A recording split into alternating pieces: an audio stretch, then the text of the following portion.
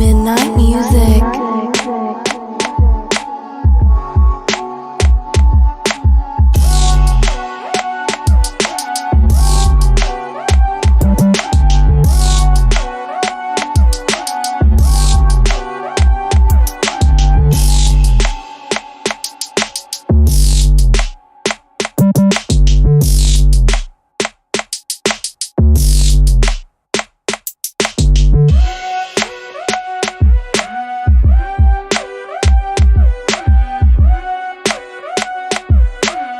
Midnight music.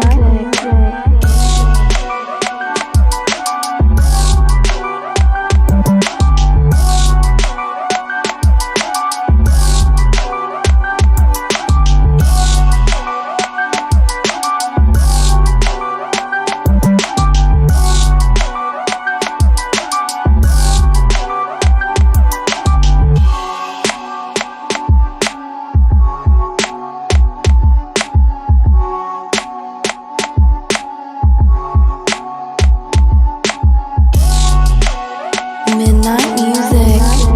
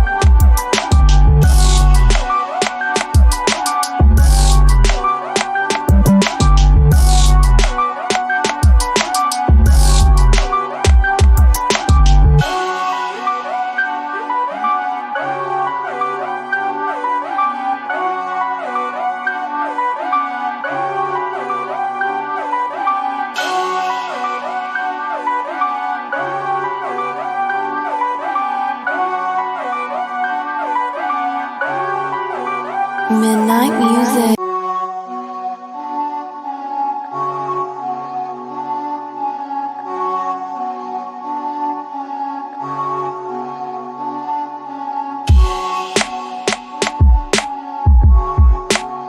Midnight music.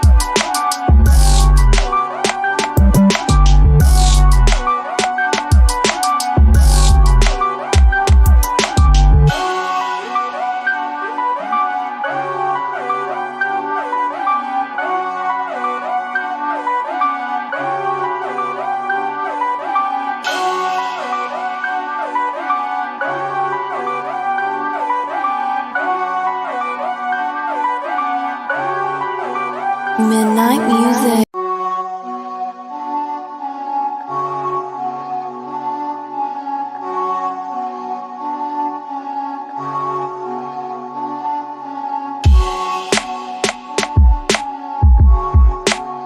Midnight music.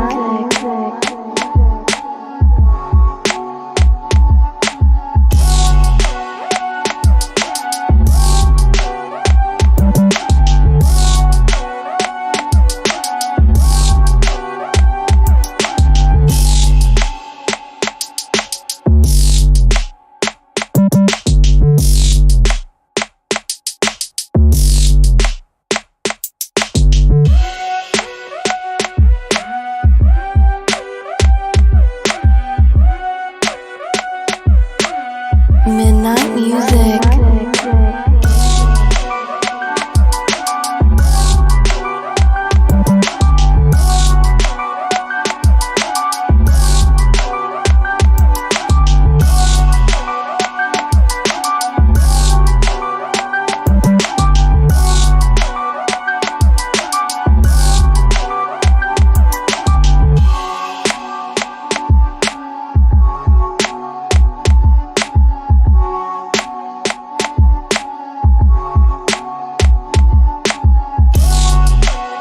Midnight music.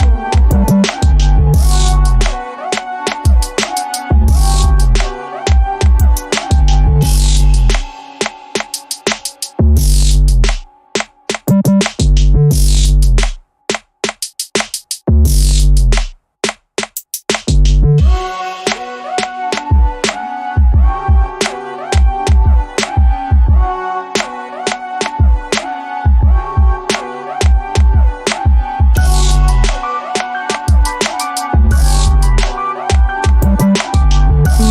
music.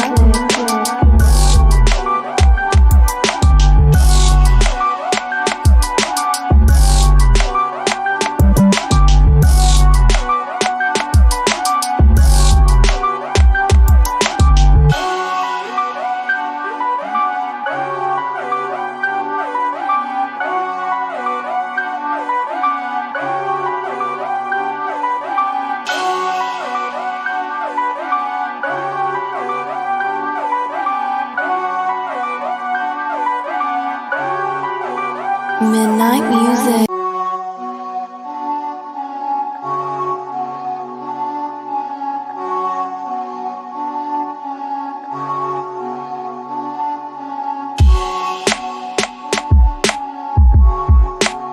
Midnight music.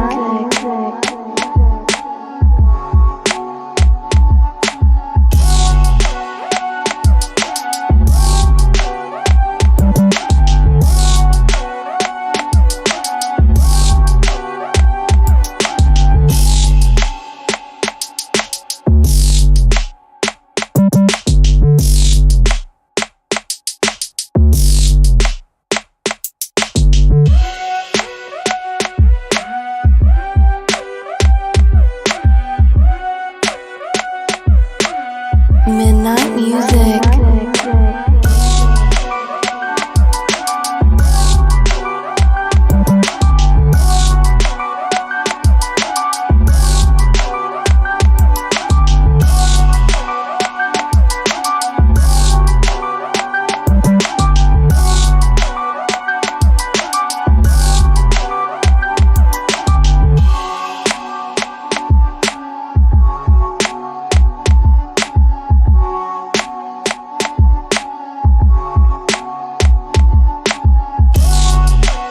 Midnight music.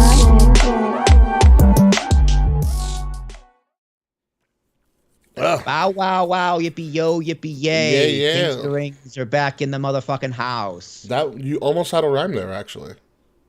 I didn't even try to. You almost had, you totally missed it on the last line, but it was close. What's going on, everybody? We are back. Apparently, Kay's not back. I don't know if you saw the message, Will, but Yeah, Kay's internet got cut out. because their neighbors are doing construction. Like, dude, you know it's almost dark, right? Like, Like, I looked outside. It's 7:45 in the East Coast. That's feel like it's dark. I feel like most construction's a union job, and they have a tight schedule. Especially in New York City. They're all union. Yeah. You kidding me? You know, smart. Yeah, they got that shit years after the railroads. They're like, never again. Yeah. All right? We built Grand Central. Now we're never again. Yeah, they're definitely like, yeah, we were construction workers usually they're done at like noon. Yeah. Their hours are kind of crappy because they got to wake up at god awful in the morning, but like who cares? Like Do you like I not don't who know if this is cares. true or not, I but you know the guy who just holds the stop sign? Yeah. Oh, All he does all day is just hold the fucking stop sign. gets paid bang too. 80 grand. Yeah, amazing. Amazing. He doesn't have college debt. He just has arthritis. All right, that's all he has. He needs Ben Gay. All right, that's all he needs. Seriously, like that guy is living that is the dream.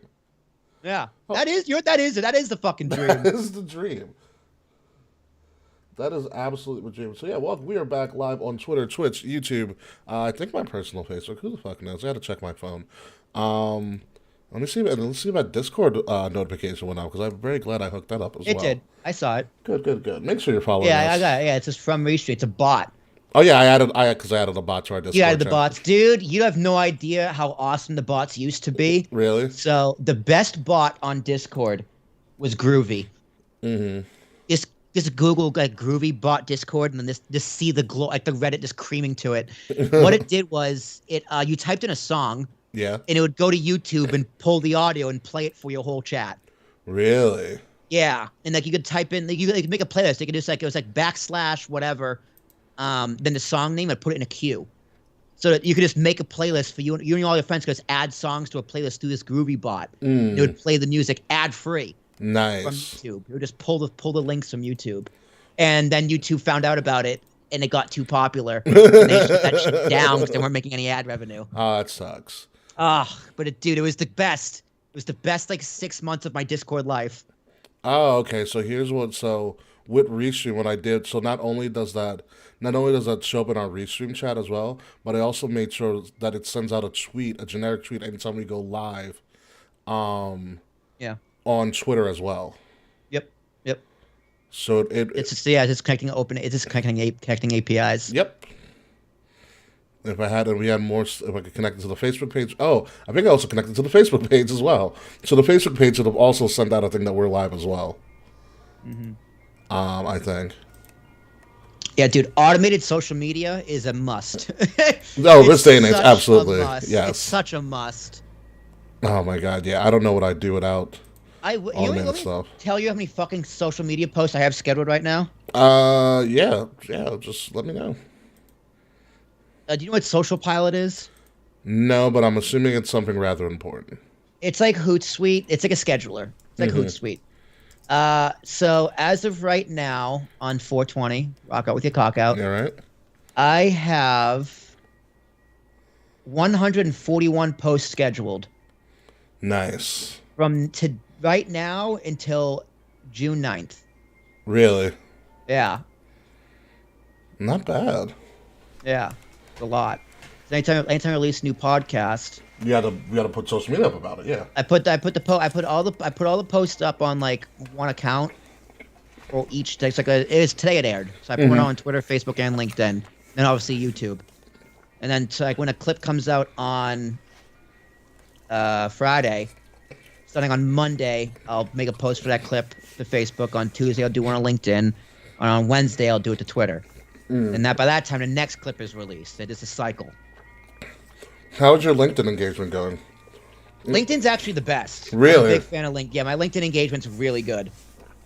If we do move forward with like expanding I guess our connections for our show, do you think we should do LinkedIn or not?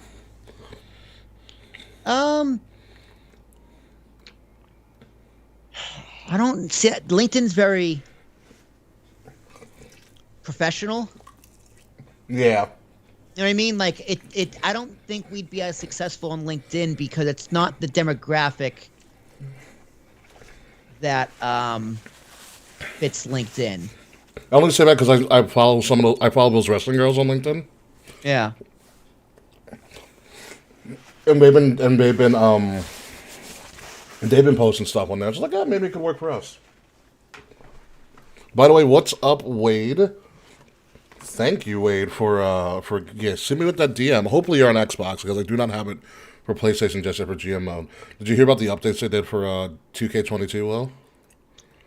No, I haven't. I uninstalled 2K22. There's Game pissed me off so much. the It was clunky for me. It was clunky on the PC.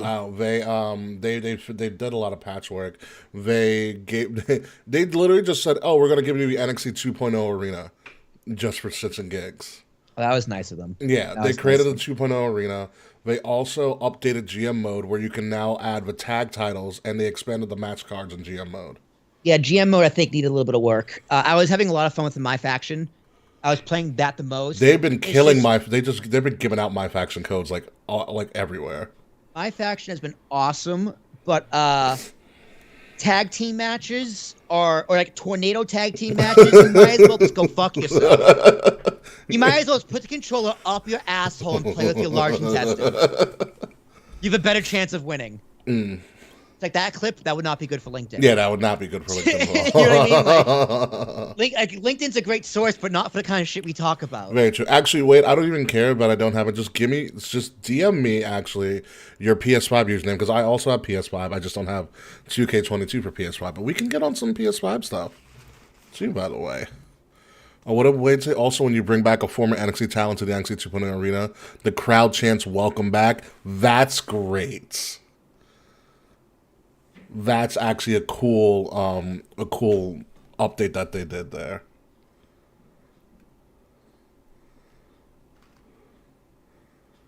That's pretty dope. Did I lose you, Will? Are you there? No, I'm here. Oh, you're just reading. I'm reading. Yeah. I was like, he's either reading or he's high. So I heard this story, but I'm googling it and now. I'm not seeing that it's popping up, so maybe it didn't get written about yet. But someone told. Oh no, here it is. So you hear the Nationals game? The Washington Nationals. Yeah, they had parachuters come in and like fly over the field. You know the like the military day at the Jets game. Or the Giants game? Yeah. I've seen it a couple times. They're awesome. They did that for the Nationals tonight, but no one told the U.S. government, so they accidentally triggered evacuation at the U.S. Capitol.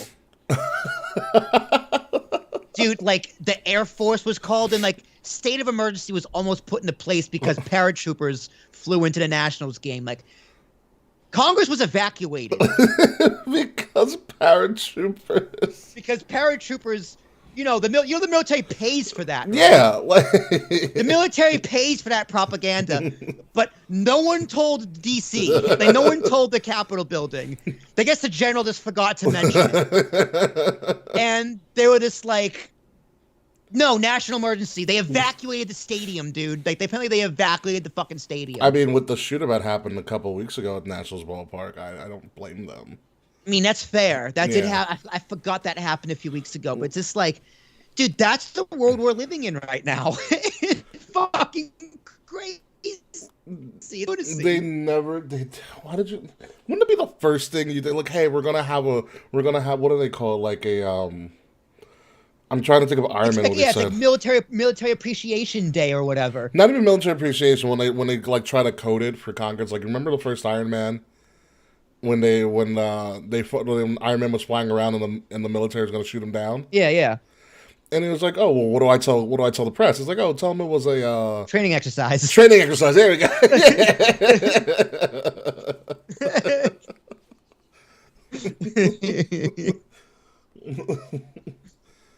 Like that. Like no one told. Like, yeah, we were going to have his training exercise, quote unquote.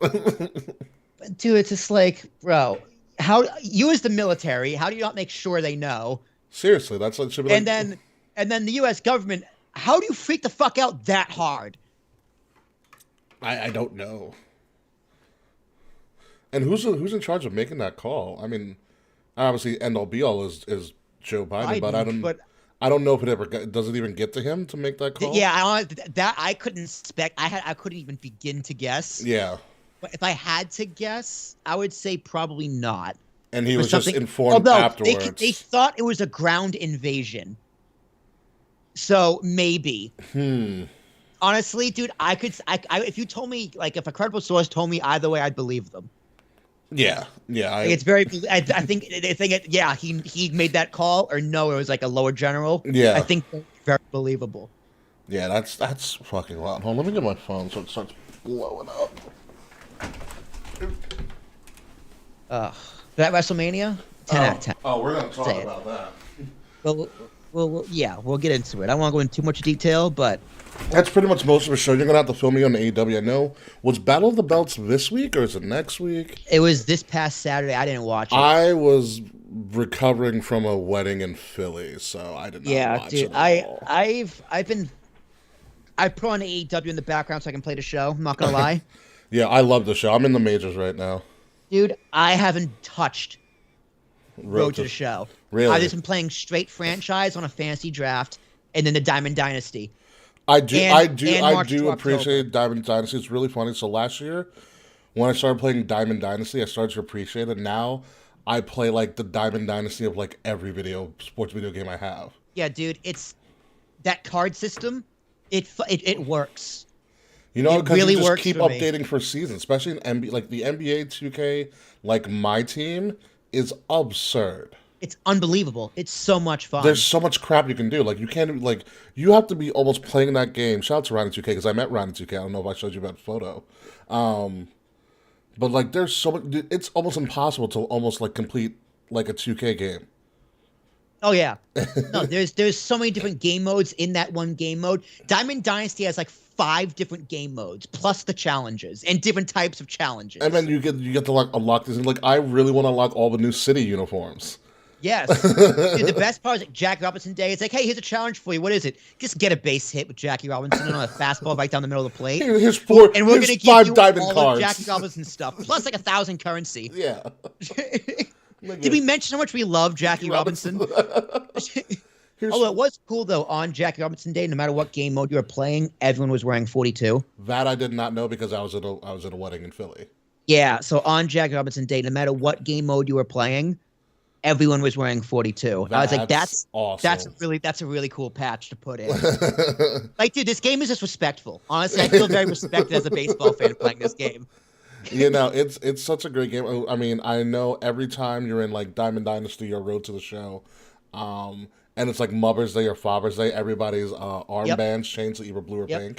The pink bat. Or the pink bat, yeah. Dude, and there's so many different ways to play. It's like, hey, here's a menu of game options. Figure out which one you like the best. Yeah, right. I used to do straight MVP baseball style gameplay because that's what I grew up with. Mm-hmm. So it's like very metered. Yeah. And then I love the dynamic difficulty modes. Yeah, when like you were just having like a bad couple weeks, you're like, we're just gonna lower this for you. It's gonna lower it for you. Or it's like, oh, you're killing it. Guess what? You're an all-star in pitching, but it's okay. You're still a rookie in hitting. We know hitting's hard. It's just it's respectful. I'm telling you. Yeah, it's respectful. it's an amazing game. And like they also have the daily challenges where you have to like we have to be you have to be like Shohei Ohtani. And oh no, there's like it's a challenge or something. You're going up against Shohei Ohtani. Oh no, you are Shohei Ohtani. You have to hit like you have to accumulate a lot of points. It's like an online challenge thing, and like the winner they're giving away like a signed Shohei Ohtani jersey. Oh my god, dude! I don't touch the online. It's not even online. You're literally just playing against yourself. There's no options in online. You just got to play and suck. But there's online co-op now, which is dope. That's cool. Yeah, online. You can play with your friends online co-op style. Yeah, I will say the graphics on the Switch are ass. Well, yeah. If I put it on the TV, it's a little better. But it's like, I don't care. The graphics can be like N64. I'm still that's not that bad. But it's like they're like PSP graphics, but it's a little with a plus. Yeah. Hello, Kavita, our Patreon member. What is going on? The game's a 10. Oh no, the game's fantastic. It's such a especially if I'm on break from work, I'll be like, all right, let me go on Road to the Show and get some games in. Like get some hits. Mm-hmm. I'm third base. I'm actually in line for probably a Golden Glove and a Silver Slugger in my rookie year. I guess I'm getting recruited to the Yankees, but I can't help it. my actual Road to the Show guy is Bodie McBoatface. That's what you named him. Yeah, I just needed names. I called him Bodie McBoatface. And it's McBoat-face. Okay. So it's like French. Yeah. I think I made him from the Ukraine. Okay. And he's a starting pitcher and a shortstop for the Cubs, for Oh, the so White you Sox. did, you did two. For the I White was Sox. tired of doing two-way. I'm like, let me just be a position player. Yeah, I made a mistake though. I should have been a shortstop and a closer, not a starting pitcher.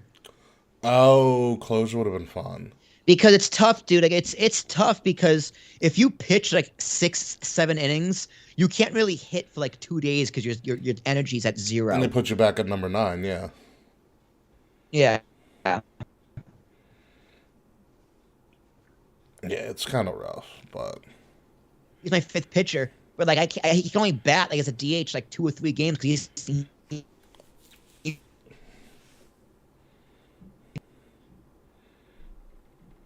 yeah. Did I lose you? All right, you're back. I thought I was losing your connection real quick, but we are good. All right. So yeah, it's 8 o'clock. It's about showtime. Are you ready for showtime? Obviously, a no K showtime, but it's Yeah, dude. Showtime it is. Yeah, ready to rock and or roll. Let me mark the audio. We're probably rocking and rolling. Get ready for this intro. I think you're gonna laugh your ass off. It's gonna be fun. All right, am I starting the music or what am I doing here? You are starting the music. Just give me a countdown. Starting in 3, 2.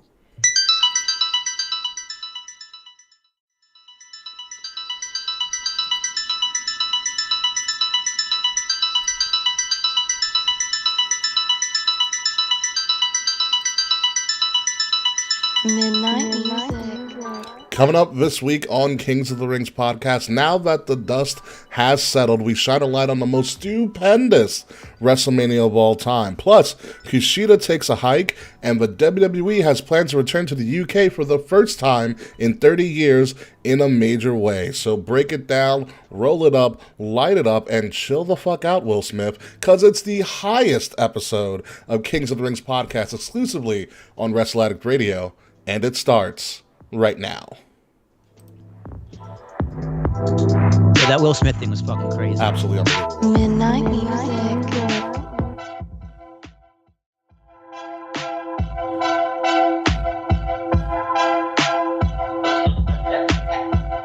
Honestly, when I thought Will Smith slapped, I didn't know he actually slapped. Oh no, he slapped the fuck out of him. Oh no, the he one slaps, year, all right. The one year I don't watch the Oscars, I don't care, is the one year I actually should have watched the Oscars and still wouldn't have cared. Yeah, exactly. Ricky, I haven't asked anyone their opinion on Will Smith because I generally don't care. Sure. But I really want to know yours. Yours is like the only opinion I care about. Idiot. It's just like it was such a dumb move. It's not about defending your wife's honor and like, no, you don't do that. Like it's a no for me on all counts. Like come on, dude. Anyway, I'll talk about it on the post show. What's going on, folks? Welcome to Kings of Rings podcast, episode 299, up in smoke because it's the high holy day of 420, celebrated by Will Tarashok himself. No VK Murray because apparently the neighbors decided to construct and take away their internet. So the band's kind of not back together, but we're here as best as we can. What if K Murphy just opened their door and they see Eddie Kingston in LAX in construction helmets? Hey, watch how we're working here. You fucking moron! You cut a wire! You cut a wire! Fuck out of here! It's so believable too. It's so believable. It's so believable too. Again, of course, I'm your host, King Ricky Rose. Will Tarashok is here. We have a lot to cover. We have been away all over the place. I was in Dallas for Mania.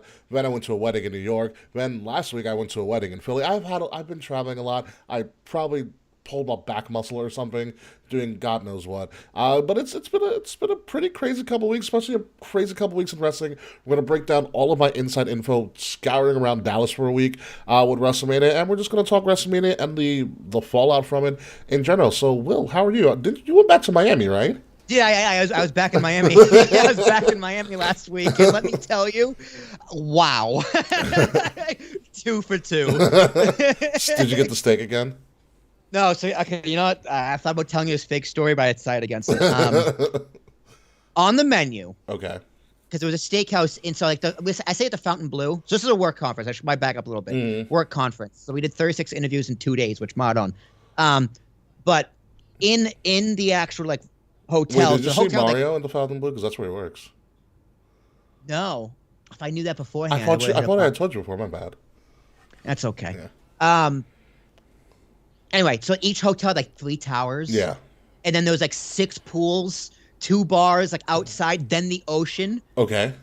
And then inside was like 3 restaurants. So we went to the steakhouse. My boss and her husband took me out the first night I got in.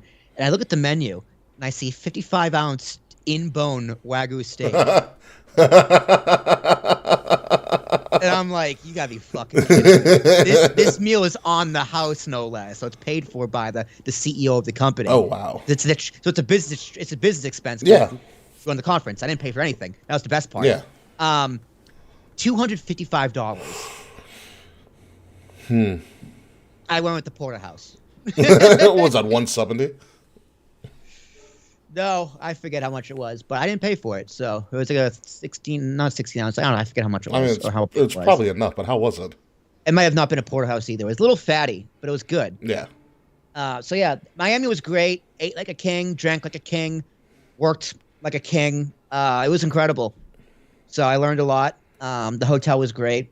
Weather was great. The ocean was great. And I'm glad to be back. I'm glad I don't go to Miami again for a long time. Miami, as a city, is 2 for 2. Miami might be hosting a premium live event soon. Who knows? According to the Ballet Club guy.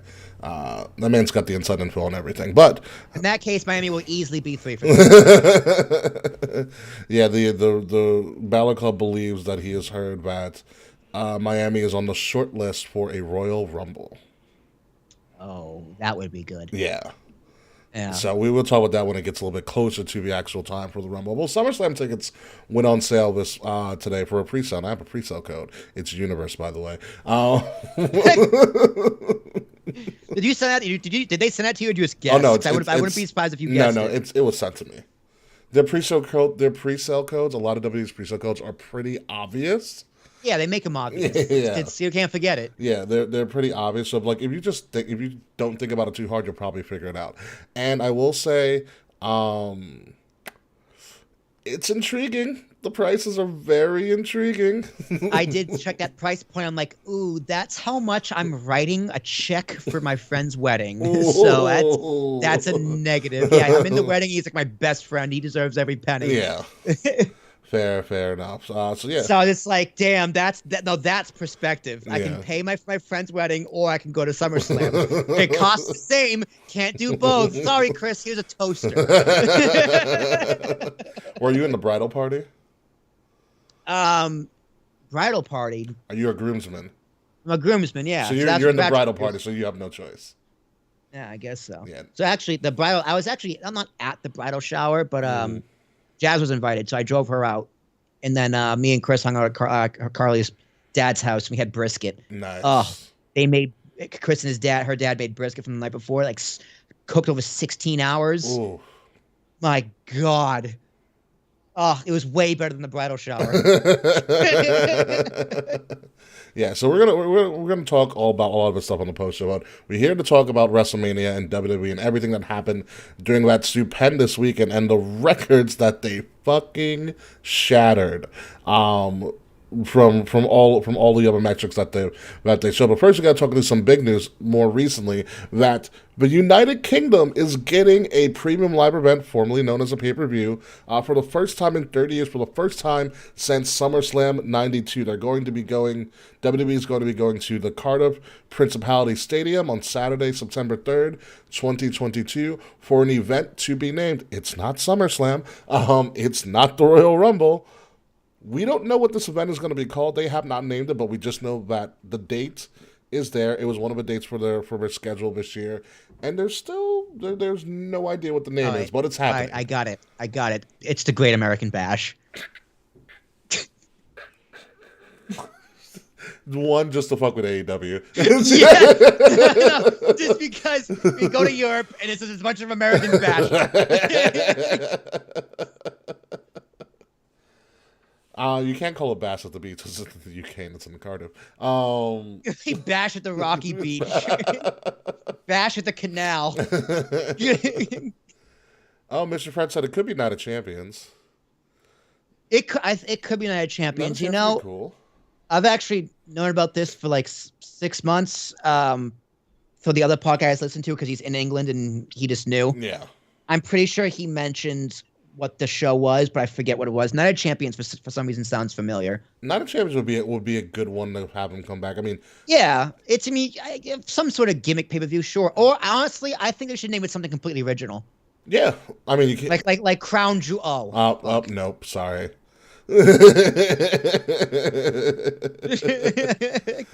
Some related to the Queen, like the what is it? It's in Cardiff, you said? It's in Cardiff, Wales. Yeah, it's in Wales. Ooh. Fred said call it SummerSlam Backlash.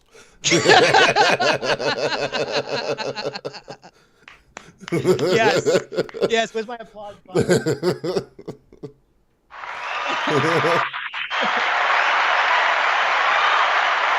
Actually, it could be King of the Ring. King of the Ring would be a good one too, Mr. Fred. King of the Ring would be a good one. You know what? Fuck yeah, that'd be a great one. Yeah, King of the Ring in the UK, it writes itself, really. It does. And I'm happy for them. I mean, because the other times on WWE or NXT in its semi-original format, when they went to the UK, those in NXT UK in general, those crowds are amazing.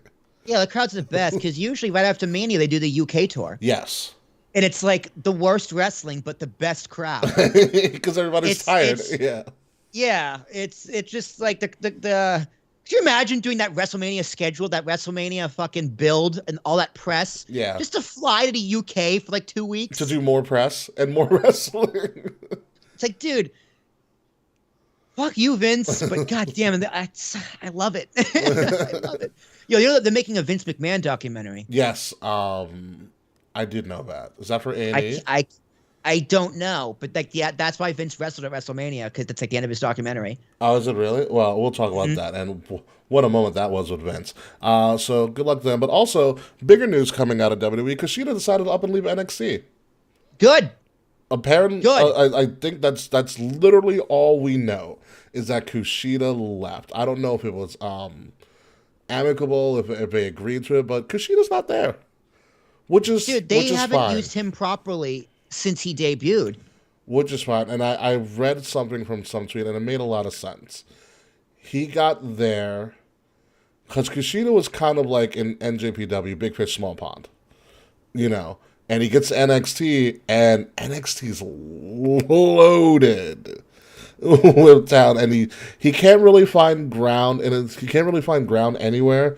In NXT, and then NXT decides to do its total revamp, and there's nowhere for Kushida to fit on the main roster of Raw or SmackDown, because the one thing Kushida lacks is his personality doesn't really transfer over to a main roster crowd. Right, I agree. You know. And he can't cut a promo. Yeah, and but you're like, oh, what about Tozawa? Tozawa has an engaging personality that transfers over. Like, dude, that segment on Raw, I'm so glad it made Hulu Raw. Oh, the wedding segment? Dude, I watched it on Instagram first. I was like, I hope this is in Hulu Raw. It made it to Hulu Raw. I watched it again. Our Truth's right? a treasure. That's how good it was. Dana Brooks, the power in my vest. Like, dude, Hall of Famer. Oh, yeah, absolutely. R-Truth's a Hall of Famer. What makes you so happy? R-Truth is the first ballot Hall of Famer, and Jeff Hardy isn't. But yeah, back to Kushida, though. I actually completely agree with you. Yeah. There's no place for him. There was a piece of the puzzle that just couldn't fit. He got in at the wrong time. Yeah. Which is a shame. He's a great talent. I think it's his fault, because he is a great talent. I'm a big fan of Kushida. Yeah. He's great in the ring. He has a presence. He's different. But unfortunately, in WWE specifically, that's not enough. Yeah. Go to ROH, kid. You won't be watched there either, but at least he'll be in a bigger spot. He'll be in a bigger spot, and I mean, good luck. Like it's not like he put on bad matches in NXT, which he did not. Right. Put on great matches, fantastic matches. It's just that there's nothing in WWE or NXT for him right now. Yeah, if I can put a period on it, he didn't have it. Yeah, that was the only issue. That was the only issue. He just didn't have it. And so, good luck to you, Kushida, and we'll see what happens from that. All right, so let's move on to the most stupendous WrestleMania of all time.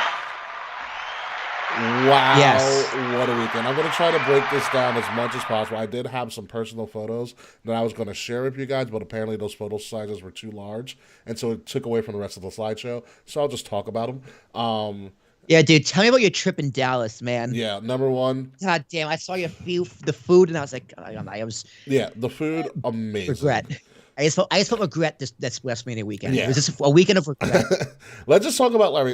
It was the most stupendous WrestleMania. Not only was it the highest attended WrestleMania ever because of 2 nights and they averaged 78,000 people a night. The most lucrative WrestleMania of all time because 2 nights and 78,000 people a night. But what I thought was really surprising to me and something that they have decided to just shit on the NFL, which is like Vince's biggest competitor when it comes to big name events, the quintessential big event for sports and entertainment is the Super Bowl. And from a social media metric perspective, WWE took a massive dump on the Super Bowl. According to what they've set out on their stats, 2.2 billion social media impressions compared to the Super Bowl's 1.8 billion, 1.1 billion video views compared to Super Bowl's 618 million video views, 87 million engagements compared to the Super Bowl's 78 million engagements. And the biggest one that I saw that they posted, 13.1 million video watch time hours compared to the Super Bowl's 3.56 million video watch time in hours. Well, that's less impressive when you have 2 nights of WrestleMania that's both like 5 hours long. I thought it was like 4-ish. I don't know. I don't keep track of time. Four and change hours long. Like, yeah, WWE put up great numbers. But the Super Bowl also lasts like almost 6 if you include like pre-show. Comparing 2 nights of WrestleMania to the Super Bowl is that's very misleading. Like this graph right here is very misleading. I'll give you that, but I do so. Like the numbers are very impressive. Yeah. But when you compare it to the Super Bowl, it's like, well, okay, let's just take the past 2 years of the Super Bowl then and add those in. But what my question is, when you're adding Super Bowl coverage too as well, when you're looking at this graph, when do you start doing the engagements? Because the Super Bowl in and of itself, the coverage of the Super Bowl starts at like 3 on the network, on like whatever network is on. The game doesn't start till like 6:45, 7. Yeah, but most people just watch the game. And then, but I'm saying, but when do you start gauging those Super Bowl engagements on social media? That's my question. Fair question. It's a fair question. Is it the whole week? Because Super Bowl week is a big thing on social too, and in ESPN and TV. Yeah, and not necessarily for WrestleMania, where the engagement starts to kick up probably around like Friday, Saturday. You know what I mean? So I would be interested to see how they got to the numbers, but still, it's very surprising. Propaganda, yes, but very.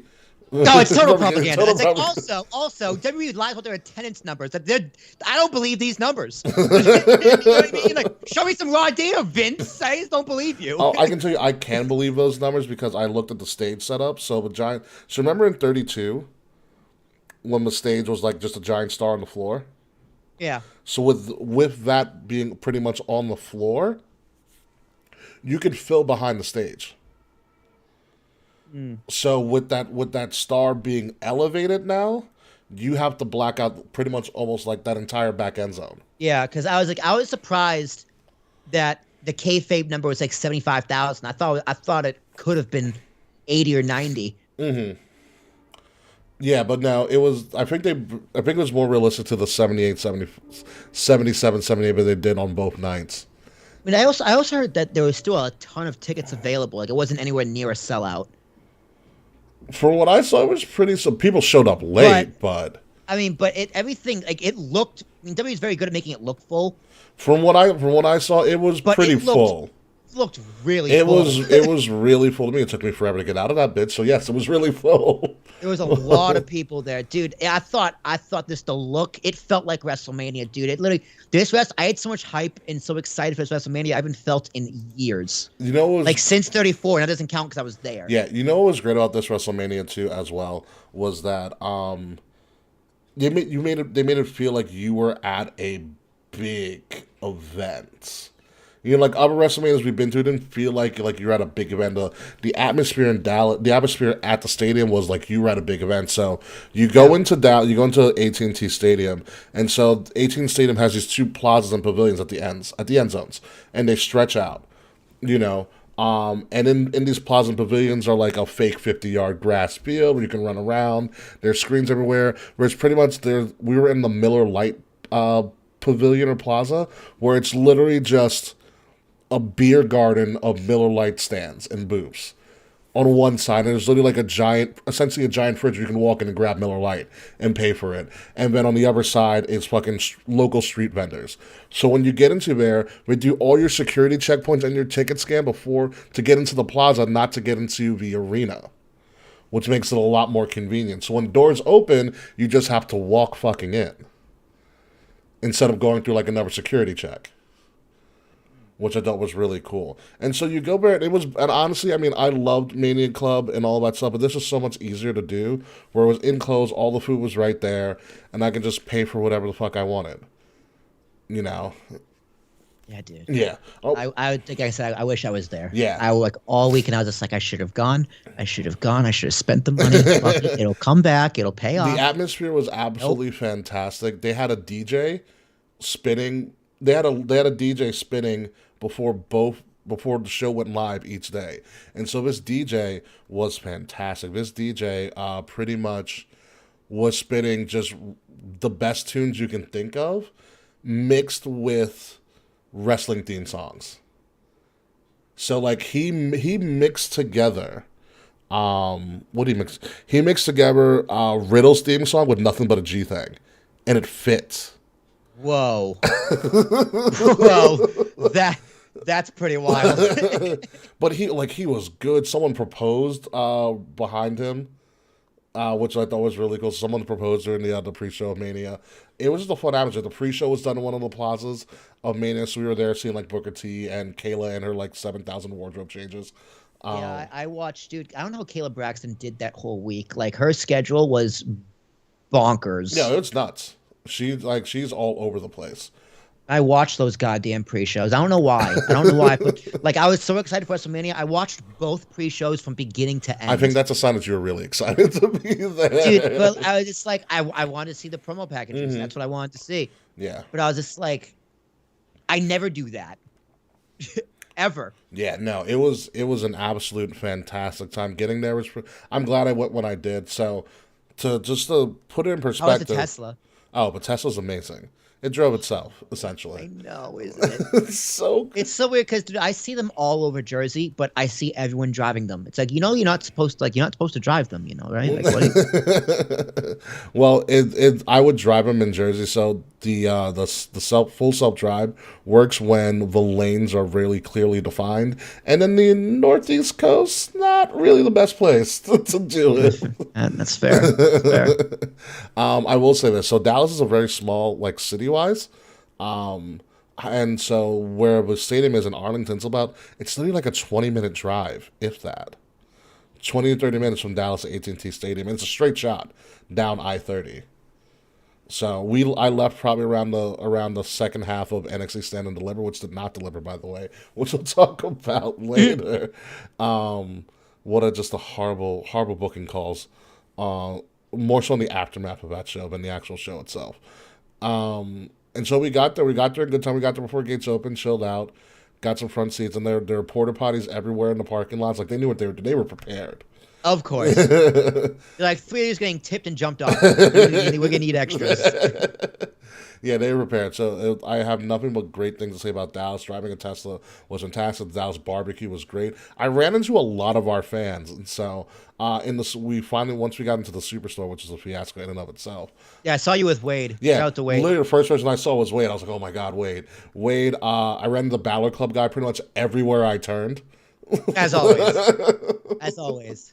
Shout out to Balor Club guy and his girlfriend. So me and my girlfriend were waiting for. We had just gotten in for the SmackDown and the Hall of Fame, which we're about to talk about a little bit more in depth. And we're like trying to figure out what we were going to eat for food. And all of a sudden, and we're talking kind of out loud, and someone says, "Ricky, is that you?" And I turn around, and it's Kathy. Remember we had Kathy on the show when we did our like women in wrestling like week. Mm-hmm. She Mm-hmm. was from New Orleans. Mm-hmm. Yeah, it was Mm-hmm. Kathy from New Orleans. She just goes, "Ricky, is that she?" So I finally met Kathy. You had to do a double take, like it is me. Who are you? So Kathy showed up. Kathy was like, "Yeah, I drove here because she lives in Louisiana." She's like, "Paige bought my ticket for tonight." I was like, "What?" Like, oh yeah, I forgot she's friends with Paige. What's up? Yeah, she's friends with Paige. Yeah, I forgot about that. yeah, yeah. So it was cool running into Kathy. It's like the more you get into this wrestling community, the more you realize it's just a small group of people It's small. all the time. Yeah, it's really fun listening to Matt Men and Zarius go, it's $5 from Issa. I'm like, oh yeah, Issa. Small world. Small world, yeah. Small world. Shout out to Issa, by the way, who was having the time of her life being a drunk fake cowboy or cowgirl in Dude, Dallas. she was in one of the video packages again. Oh, I did see her in one of the video packages. Who else did I Dude, run into? WWE's got to be careful, all right? Like they should not start recognizing like Twitter famous wrestling fans. It's too late. It's Yes, I know, but like you gotta be. I mean, Izzy's one thing, okay. but like you gotta be careful because now then people are gonna start looking for attention. Like you can't give them too much clout because people are gonna got start to get too big for the britches. Yeah. I love Issa, and she's not too big for her britches. No. But WWE needs to be careful with who they highlight and promote, especially from Twitter. Yeah, that is very, very true. So it was fun running into everybody. I did not run into Smiley, although she was there. She So I literally told a story about us partying with Smiley on Bourbon Street on a podcast like 2 weeks ago. yeah, she was It there. was it was the wildest. That's one of the wildest moments of my life. Yeah, Smiley dates a wrestler now, and I forgot the wrestlers independent promotion had a suite in AT&T Stadium.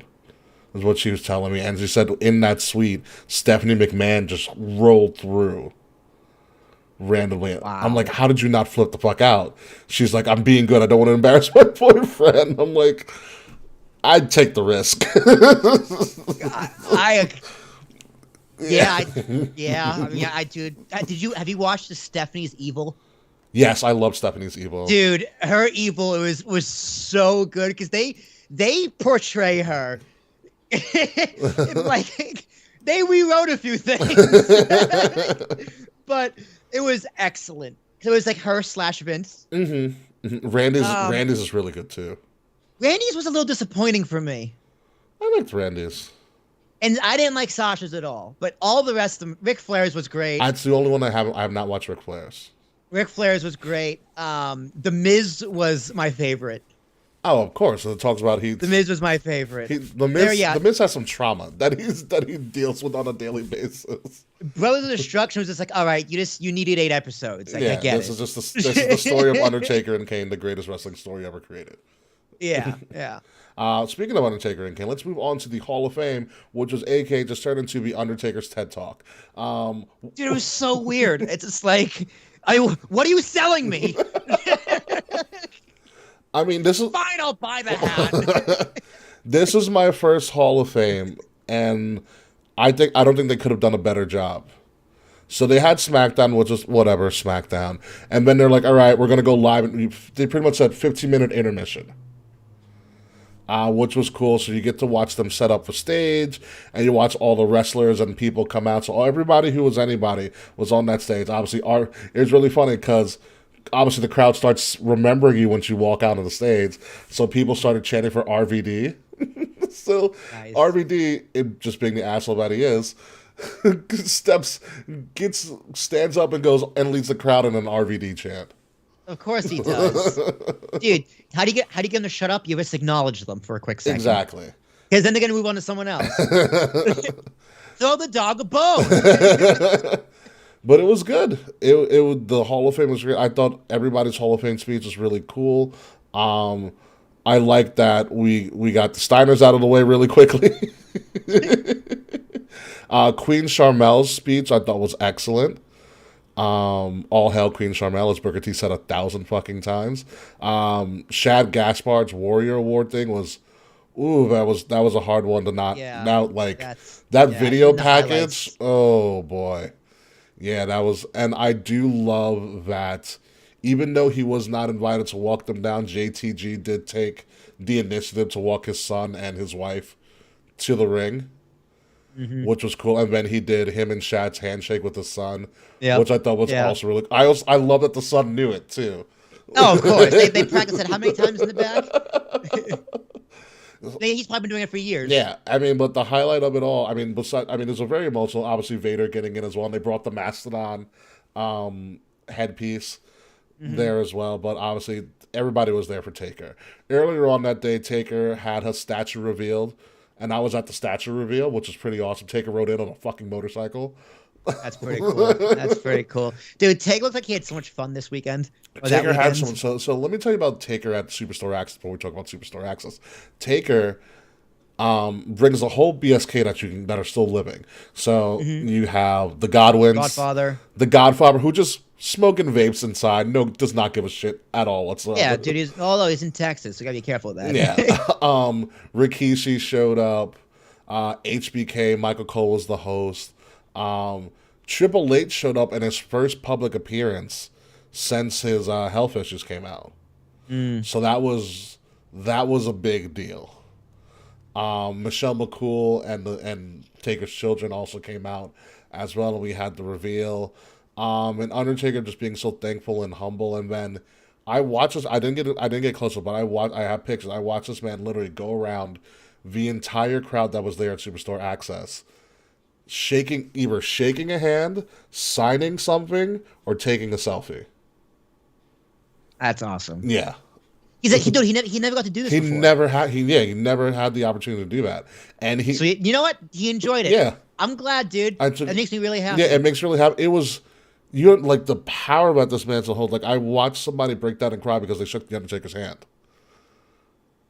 Yeah, dude, it's something you dream of. Yeah. Because he never did public appearances. No, ever. Never He did. kept the character. Now he's just going to be a grandpa. He's like Santa Claus. Next thing you know, he's just going to have people sit in his lap. He's going to give him gifts. Yeah, so we have that in the Taker statue. Boops. The Taker statue is amazing. But this Hall of Fame thing, I've never seen anything like this before. So remember when we shitted on Roman for like 10 minutes? Yeah. This is the reverse. Nice. It was a 10-minute standing ovation from everybody. Wouldn't let him speak. Just showering him with applause. It was unbelievable. And it was absolutely amazing. And then he delivers a fantastic speech. How long did he talk for? A fair amount, but it wasn't even about the length that he talked for, because I don't even know, maybe 15, 20 minutes. But it was the fact that it was easily, he had rehearsed this, but it was well paced. He had good timing. He knew when to be funny. He knew when to pander to the crowd. He knew when to like crack jokes at people. Look, dude, let's be real. You know how many times he's written that speech? Things I've learned. Yeah, he better have it fucking down. Things I've learned from his speech. Undertaker likes red beans and rice. Interesting. Yeah, he loves red beans and rice. He made a great comment that stuck with me about failing forward. Oh, politicians. Politicians. Something like that. It's fail forward. Yeah, you fail up. You fail up. Yeah, which I thought was a really interesting thing to kind of talk about. And it was fantastic. He had some great stories about his daughters, which I thought were really poignant. That almost made him cry.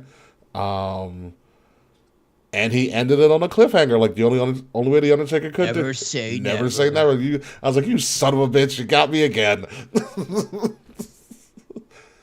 But I was like, perfect. What a way to end. What a way to go. He came out both nights of WrestleMania for the Hall of Fame induction. So he looks like a cult leader in all black.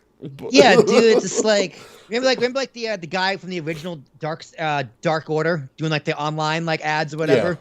It's like that's what he dressed like. Kind of. Yeah.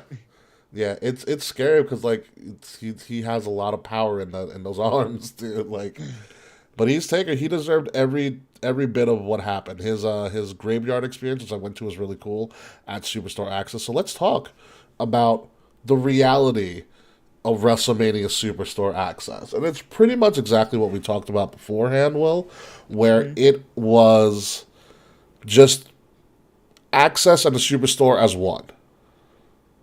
Yeah, like, so what was the difference? Was there any? So here's the difference. One of those, it was $10 for the whole fucking week. That's a solid difference, not gonna lie. So with it being $10 for the whole week and you can go in whenever you wanted, it's not really crowded. Because you can Hmm. go whenever you want. Right, that's right. Because access used to be you'd buy like time slots, You'd buy like right? $50 for a Like 4 hour Sunday session. 10 to noon or whatever, Yeah. 10 to 4. It was 8 to Oh, 12, that's 1 to much better. 5. Yeah, It, no, that's much better. and they were open for longer. So for like Mania, for like the nights of Mania, they're open to like 1 a.m. Mm. So you get the people coming back. So it was cool, and so they found ways to kind of keep you entertained. There was a ring set up in the middle where they were holding live podcast. From time to time, so superstars would come and do like a live podcast, coming on to the podcast. Then you also had the panels, which you had to pay a little extra for, which was cool. And so essentially, it's like the superstore is all around, so you can buy merchandise pretty much all around it, and then you have the different things that you can do, but you paid a little bit extra for. Like Undertaker's thing was $25, but it was cool. So you went through the graveyard, you went through his graveyard, and it's literally all the tombstones of the people that he beat at WrestleMania. You saw all of his caskets, some of the former sets that he was on. You saw all of his Mania gear, and so you saw a Hearst was there, like the Where To Stephanie Hearst is there. Paul Bear's ashes. Paul Bear's ashes weren't there, but they did have the case where they put Paul Bear and cement in.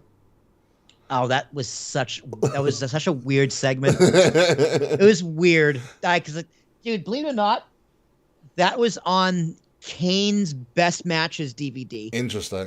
That match, because the Bros of Destruction. Yeah, so they had Really weird match. all that there, and one of the guys who was like one of the, I guess, the help that I was in there, he was like, "Oh yeah, by the way, like you can touch Taker's gear, we just don't take it, like don't put it on, you can touch it and stuff." And his gear is heavy. Oh, I bet. Heavy. There was Yeah. one of his gears, I don't know which Mania was for, but he actually had like a flame retardant gear on, so they couldn't get set on fire. Again. Again, yeah. So that was cool. So like, yeah, the superstore essentially is just a superstore and access all in one, where you can go in and buy whatever the fuck you want, and then do random activities. And there was a lot of stuff that was free. Like they were doing airbrush tattoos, where you get different color airbrush tattoos and different approved logos. You get a picture taken, you put your picture up on social media, and you get entered into a contest on like a WWE tickets. There was like Cricket Wireless was doing one where you did like trivia and like a spot the difference game. And then wherever you won or lost, they gave you like a $5 off coupon to use at anything in the store. In the superstore. Who is the commentator match with? Vic Joseph. Dude, I swear to God, you gotta be careful if I get on one of those. Because get the finish WrestleMania, I'd be like, yo, this is bullshit. Or show, I would have done it. I would have stood up. I would have yelled. Like, I would have been in character. Yeah, Vic Joseph. Vic Joseph was a tall human being. And there was a lot of times where the superstars were just walking around. Like Vic Joseph was walking around randomly. I ran into Ronnie 2K of NBA 2K and WWE 2K fame, which I thought was wild that like Ronnie 2K is just walking around Access. Apparently I missed it, but Shotzi Blackheart was walking around one day. And it was cool. They had Drew McIntyre did a random pop-up like meet and greet by the superstar entrance. Which is really cool. So obviously, you have to pay a little bit extra for that. There was a section where you could send a message to the Undertaker, and when apparently the Undertaker was going to actually respond to you, like intel, like it was going to be sent to him to respond. I didn't do it because I was like, "What the hell am I going to say to Taker?" Yeah, you know. Why did you throw Mick Foley off the cell? Why would you do that? You just be in character. Why did you burn it down? Why did you burn down the parlor? Why? Why are you in jail? How the fuck are you not in jail? At least shoot me something. Yeah, what's up? What's up, my friend Johnny? Who's laughing at me running into Ronnie 2K.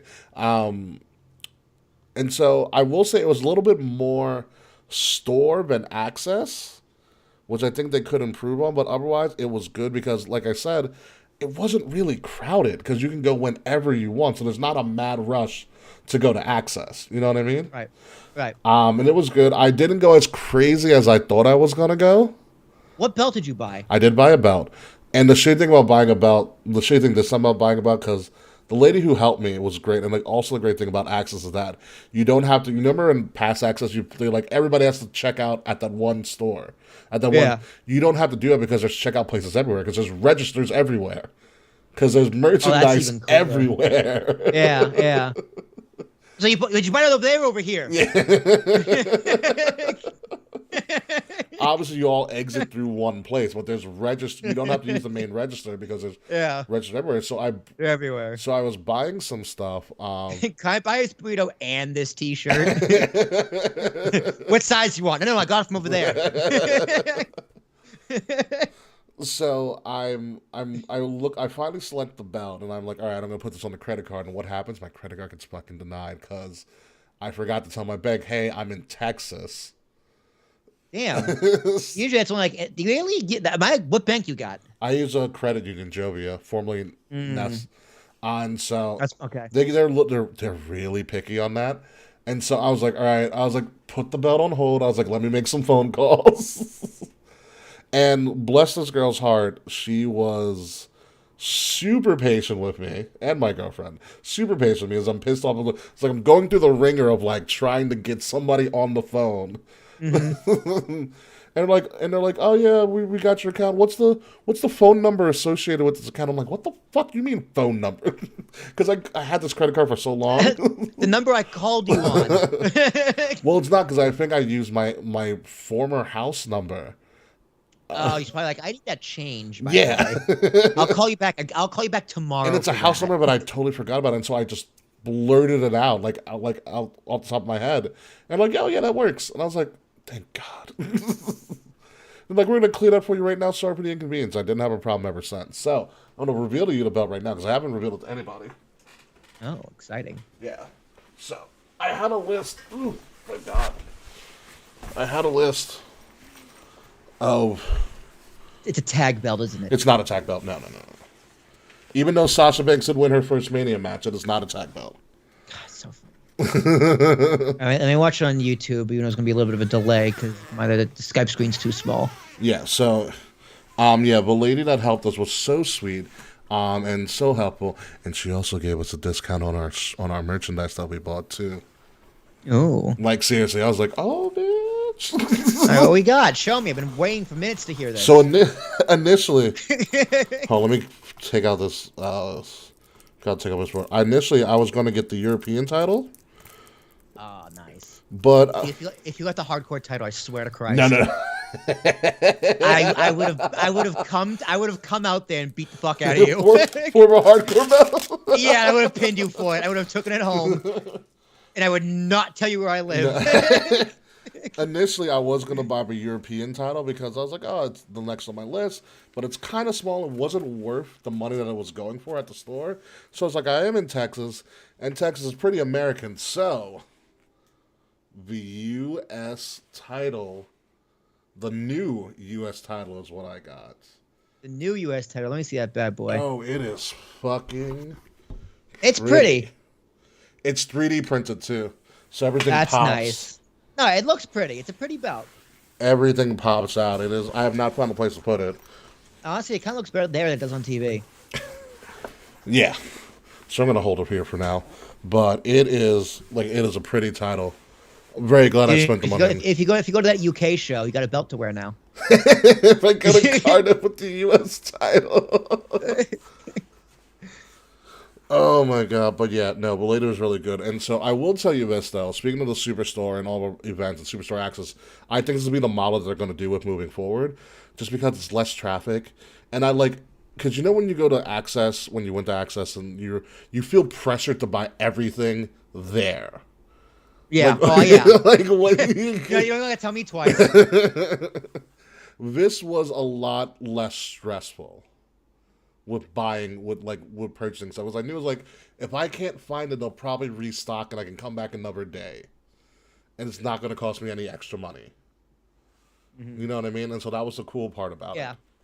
I will say this very beneficial this year around was the WWE WrestleMania app, because that's how I found out about Taker. That's how I found out about Drew McIntyre randomly showing up. They would Yeah, they even built an app and just gave you notifications for what was they happening. leaked information via the app. Yeah, Dude, I fucking love how smart of a company and a business because that's just like that's such a good idea. Yeah. Like write their shit down, me. That's such a good idea. yeah. They leaked information via the app, and I would wake up and be like, "Oh, that's what's going on today," and I was like, "All right, we need to go here, here, and here."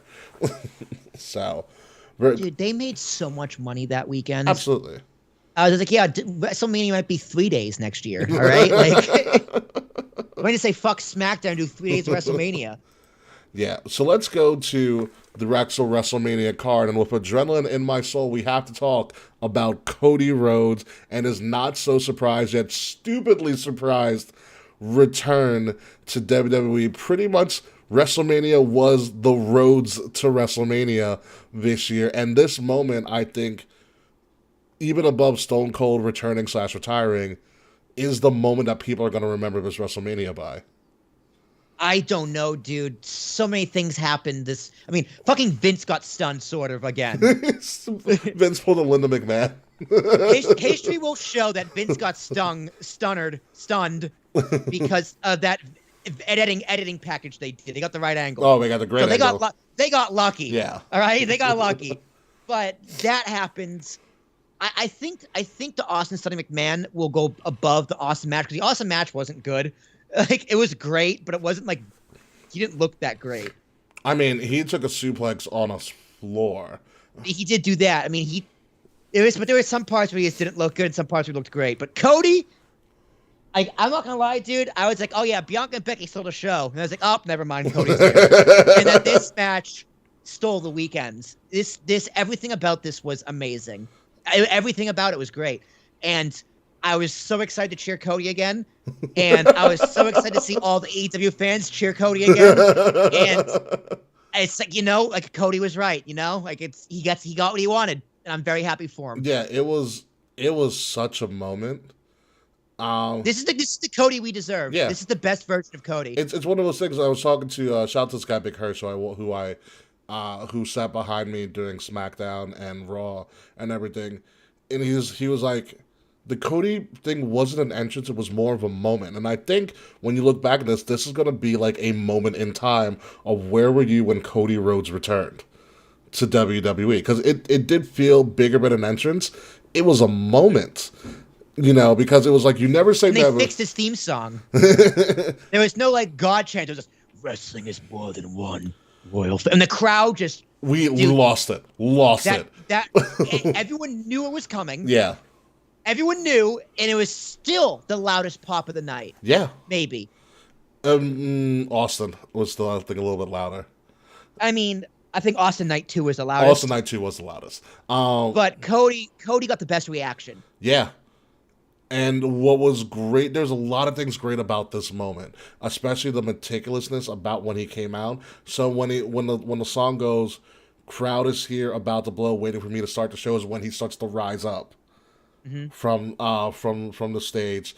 The fact that Mike Rome can sound like Justin Roberts was unbelievable. Did you notice that? Now that you mentioned it, after you mentioned it to me, I thought back. I was like, no, you're right. Yeah. It sounded just like him. Like he sounded Cody. I was like, what? Yeah. I was like, how did they get Justin Roberts? And then Wade's wife told me about that Mike Rome is like literally a professional voice actor and knows how to throw his voice to sound like different people. And I was that's brilliant. They pay insurance on their vocal cords too. Yeah. Yeah, they have to. Like it's wild. Yeah, but yeah, everything about it was great. And then the match started. Yeah. And it was so good. Dude, like Seth is Mr. WrestleMania. Like they got to give him the title Mr. WrestleMania. And he is the modern day Mr. WrestleMania at this point. He hasn't had a bad match in years. No, like I honestly think he's a little underrated and definitely underappreciated. You know what this reminded me of? This match of like the unknown opponent, essentially. It's like when they went to Dallas years ago and they did Sammy and Shinsuke. Yeah. I wouldn't be surprised if they called that on the fly. I doubt they did, because Cody has been signed for a pretty long time now, which he revealed. Um, but everything about this great V and the logo, and I watched the TV replay of this stuff, and they shattered the logo in 3D everywhere. Yeah. I was like, Yeah. my God. Dude, WWE made him look like such a fucking star. And you know who was watching at WrestleMania? MJF. Mm-hmm. Because MJF's gonna go, oh, that's how they're treating Cody. Yeah. How they gonna treat me? They know I'm the youngest prospect, and they're interested in me. Yeah. Like, they know my contract's coming up in a couple of years. You know who else is gonna watch that? John Moxley. Mm-hmm. Like, everyone, it's all eyes on It's all eyes on Cody. Yeah. Like, this is the craziest thing, because what he's doing in WWE is literally no different from what he did in AEW minus Brandy. Which we don't know if Brandy's going to show up just yet. Which she shouldn't. Ever. Ever. I don't know what it is. People hate her. And I don't know why. I don't know if she deserves it. I have no idea what she did. But her next to Cody is toxic for television. Cody by himself, being Cody the way he is now, he has everything he wanted, and all he needed was a little bit of WWE elbow grease. Yeah. A little Vince dust in the production It is a little bit of Vince dust. It's the Vince dust, dude. It's the fucking Vince dust. And now they have the Dusty library they can use. Yeah, and so did you... Yeah, dude, like, Cody Rhodes is... I think Cody Rhodes is, honestly, if they can't get The Rock, Cody Rhodes is believable to beat Roman Reigns. Yes, Cody Rhodes is the biggest babyface in wrestling right now. Yeah. Like, low-key, like, if they play their cards right, he could be a John Cena-level babyface in WWE. He's got everything going with him besides a fucking neck tattoo. Thanks to that tattoo. Yeah. If you really, like, think about this as well, is that Cody Rhodes just opened up another quote-unquote forbidden door. Cody Rhodes just showed you this is how you can come back to WWE. Yeah. And you know who could possibly opens the door for it? Because you know who probably saw that? Zack fucking Ryder, the NWA champion. Zack Ryder's killing it on the indies right now. I don't think WWE cares to give a fuck. I don't know, but like, Zack Ryder. but think about it. Think about it. If he plays his cards right, it's totally possible. I mean, if Vince sees what AEW is doing with all these other promotions, yeah. Well, I should say Nick Khan specifically. Yeah. Like, I almost think he'd be a fool not to. But then again, you know, they're two completely different companies, the AEW and WWE. So I know they might just not care. You know, they're very big on growing from within as opposed to other companies. So I don't think they would care about an NWA. I think AEW does because they're smart. But WWE, I just don't think so. Yeah, but I mean, I think Cody's an exception. I mean, but Cody got everything he wanted in his negotiations. I think because he spent the time on the indies and he's done everything in 6 years on the indies. For sure. Yeah, in 6 years on the indies, Cody did almost everything in the business that you can think of. Yeah. You know, and I think that smartened him up to a level that he's never known before. And I think that also gave him leverage. Like, so I'm not gonna lie. Also, I was watching Dynamite and I was just like, damn. After that WrestleMania, it's not the same. It's not the same, but it kind of feels like minor leagues, which is a very weird thing to say because they're a very legit, talented, incredible roster that's putting on a great product. Yeah, but it's just like Cody leaving and doing this. It sent a very strong. It's a strong message. Yeah, it's such a big fuck you, and like I feel it. I still love AEW, but I feel it. I think I shout out to Charles. I sent Charles a text after that, after the Cody entrance, and I said Tony Khan's shitting himself. Yeah, or he's marking out one or the other. Like, you know what I mean? Like he was watching. I'm surprised he wasn't at A&T Stadium like a fucking mark in his suite popping for Austin. You know what I mean? Like. He watched WrestleMania and probably loved it too. Yeah. You know what I mean? And like that's why I love about Tony Khan. He's such a fucking mark. It was just everything is great about Cody. And like I put this right now, if you're a Vegas bettor, Cody Rhodes is the number one odds to win Money in the Bank or the Royal Rumble. He's winning one of them this year. Oh. At this point in time, there's nobody bigger than Cody to win the Rumble or Money in the Bank. It's pick your poison. Okay. The story's laid out perfectly. Uh, His speech on the Raw after Mania, perfect. Okay. Perfect. Okay. So, a question. Let's fantasy book next year's WrestleMania then. Mm-hmm. Night 1, night 2. Say, okay, night 2, you have Rock Roman, right? That's projected. Okay. Now, if you're going to say to me that doesn't need the title, and Cody has the title to main event night 1, when does he take it off Roman, and who does he go up against in Mania? I think Cody is the Mania main event. Over Rock Roman? In my booking, and this also goes to the title unification, winner take all stuff. I don't think it's unification. I think it's the fact that they just hold both titles. At some point, they will split up a double champion again. I don't think it's a unification that'll last long. So there's that. I don't think so. I think champions is going to be on each show. Yeah, but I think at some point, then either whoever wins the tags, and then the Universal and WWE, eventually those belts are going to resplit again. I think they're doing this kind of to make a statement to push a bloodline storyline, which is perfectly fine. But in a maybe in my perfect world, Cody gets inches from winning Money in the Bank, and loses to somebody else because the heel needs to win Money in the Bank to take out Cody down the road. Cody survives, and Cody loses Money in the Bank, but he wins the Rumble. And then he from the Rumble he goes to the main event, the face. Face Roman. I'm assuming either if we don't get Rock, Cody's the most believable babyface I've seen. We always have the question: who's taking out Roman? Who's going to take out Roman? Cody's the guy right now. Cody is the guy right now for sure, and it's very believable. Yeah. But do you have Roman hold for another year? Absolutely. At least one of the titles he holds for another year. I don't think he holds both for another year. If I think of argument, I think it unifies, becomes one belt. He holds it for another year because they want him to be in a conversation of Bruno. I mean, 3 years is the closest you're gonna get. Yeah. And they want to be closer to Hogan because Hogan had it for like 3, 4, 5 years. So they want him in that echelon, which don't get me wrong, Roman Reigns deserves. But it's just a question of does Rock Roman need the title? And the answer is no. But it makes more sense with the storyline, so I'm the head of the table. I think Cody needs Roman to have the title. But here's another thing too. Say Roman beats Rock and it's for the title. And then Cody beats Roman after that.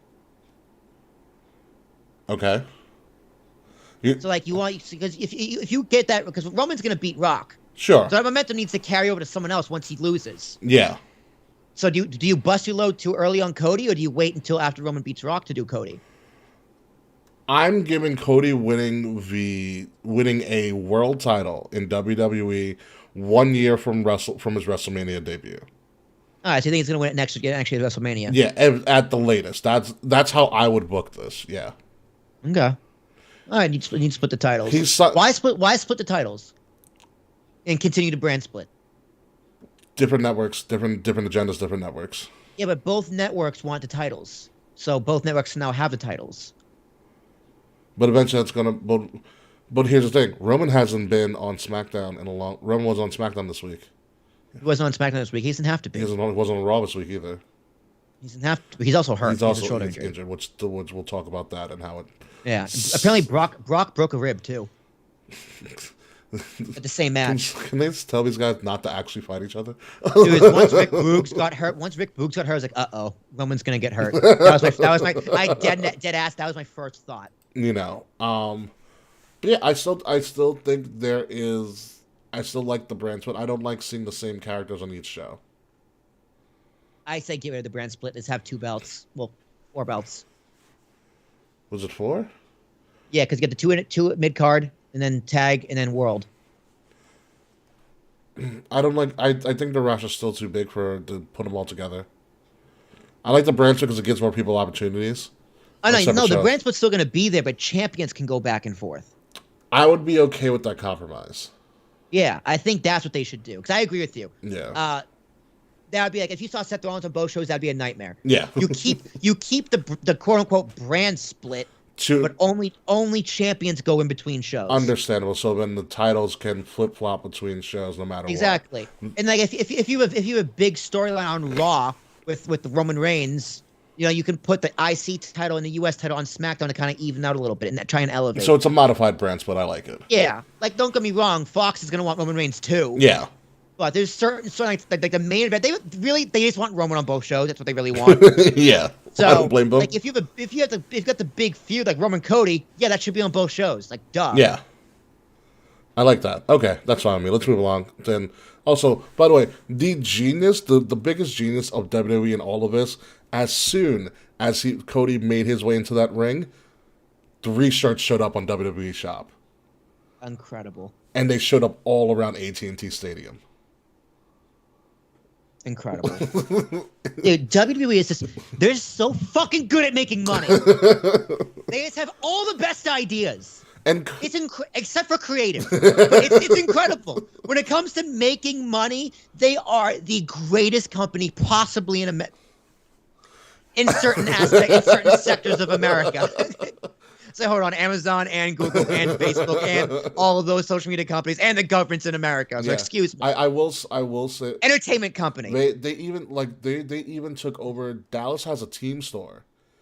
They took it over and just put WWE merch all over it. You couldn't find Dallas Cowboy merchandise in AT&T Stadium where the Cowboys play because it was all WWE merchandise. Well, they also knew no one was going to buy it.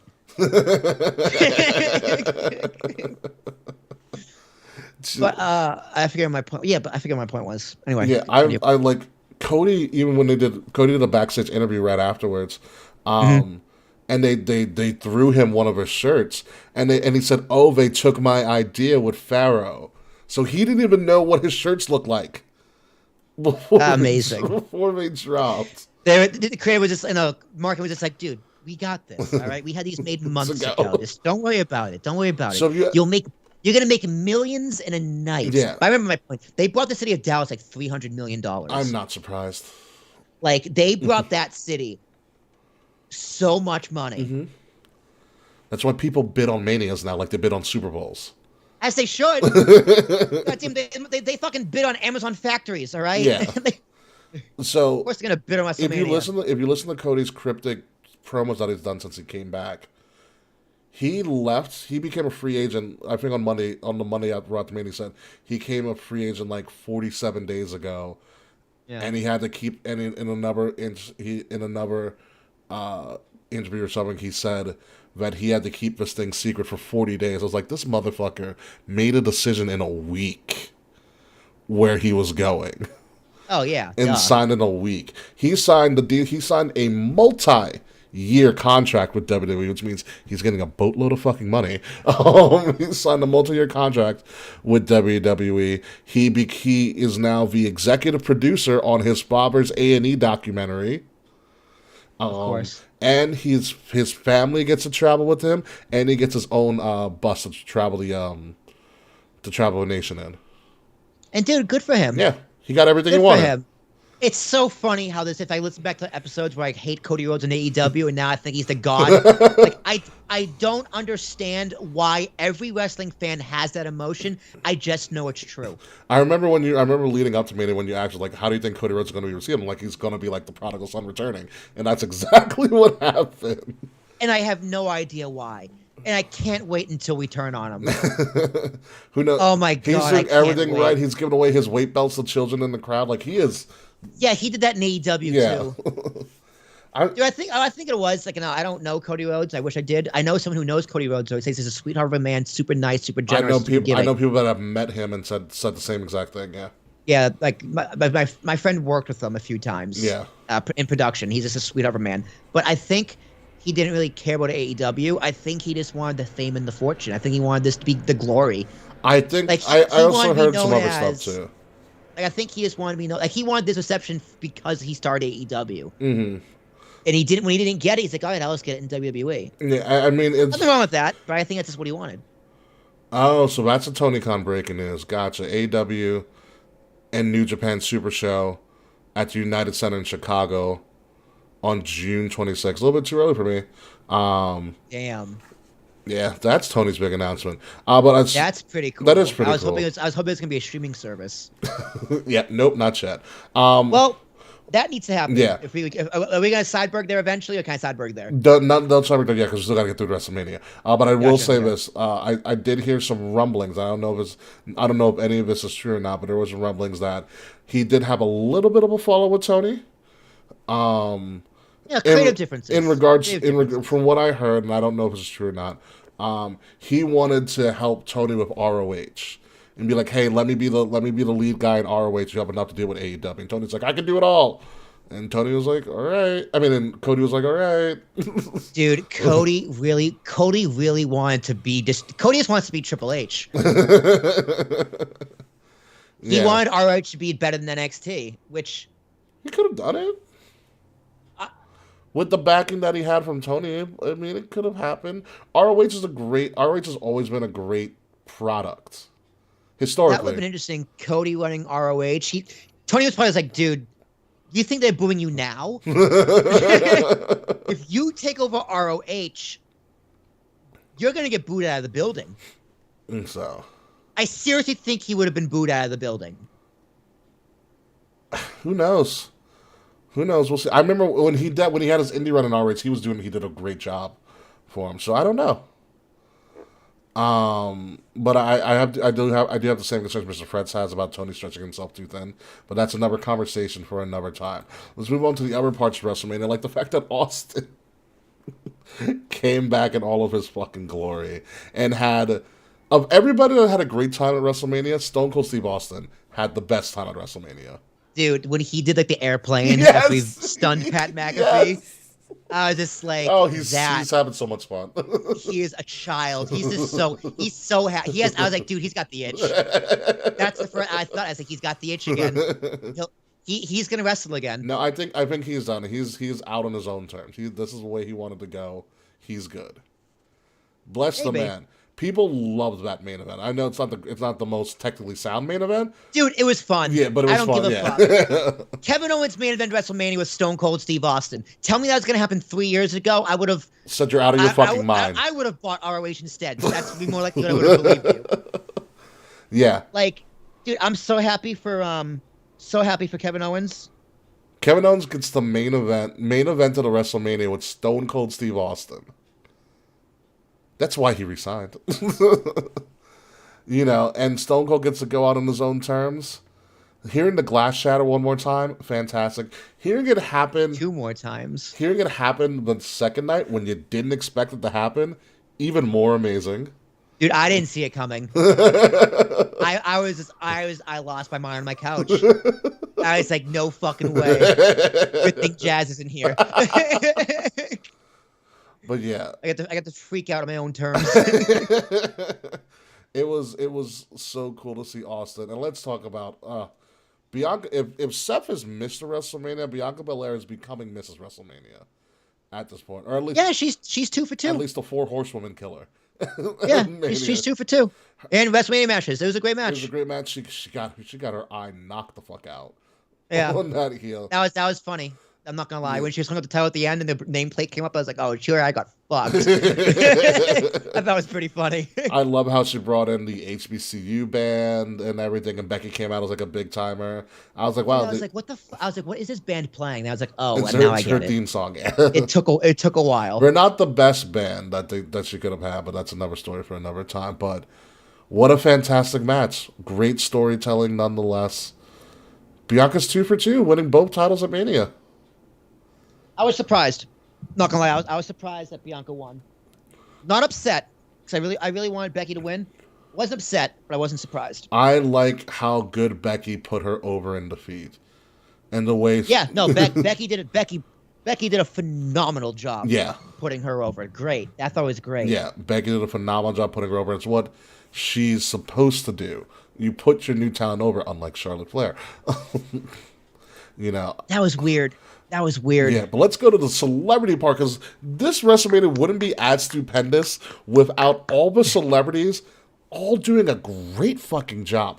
Dude, Logan Paul was great. We're going to talk, I hate to say that he was great, but he was. Johnny Knoxville and the Jackass crew was one of the It's not a match. It was just so fucking funny. Yeah, it was, dude. The fact that Wee Man had Wee Mania, it was in pen. He body slammed And a the human slam. being. It's like That was, dude. That was my. I'm telling my kids I was Andre Hogan. Like that was the meme for me, dude.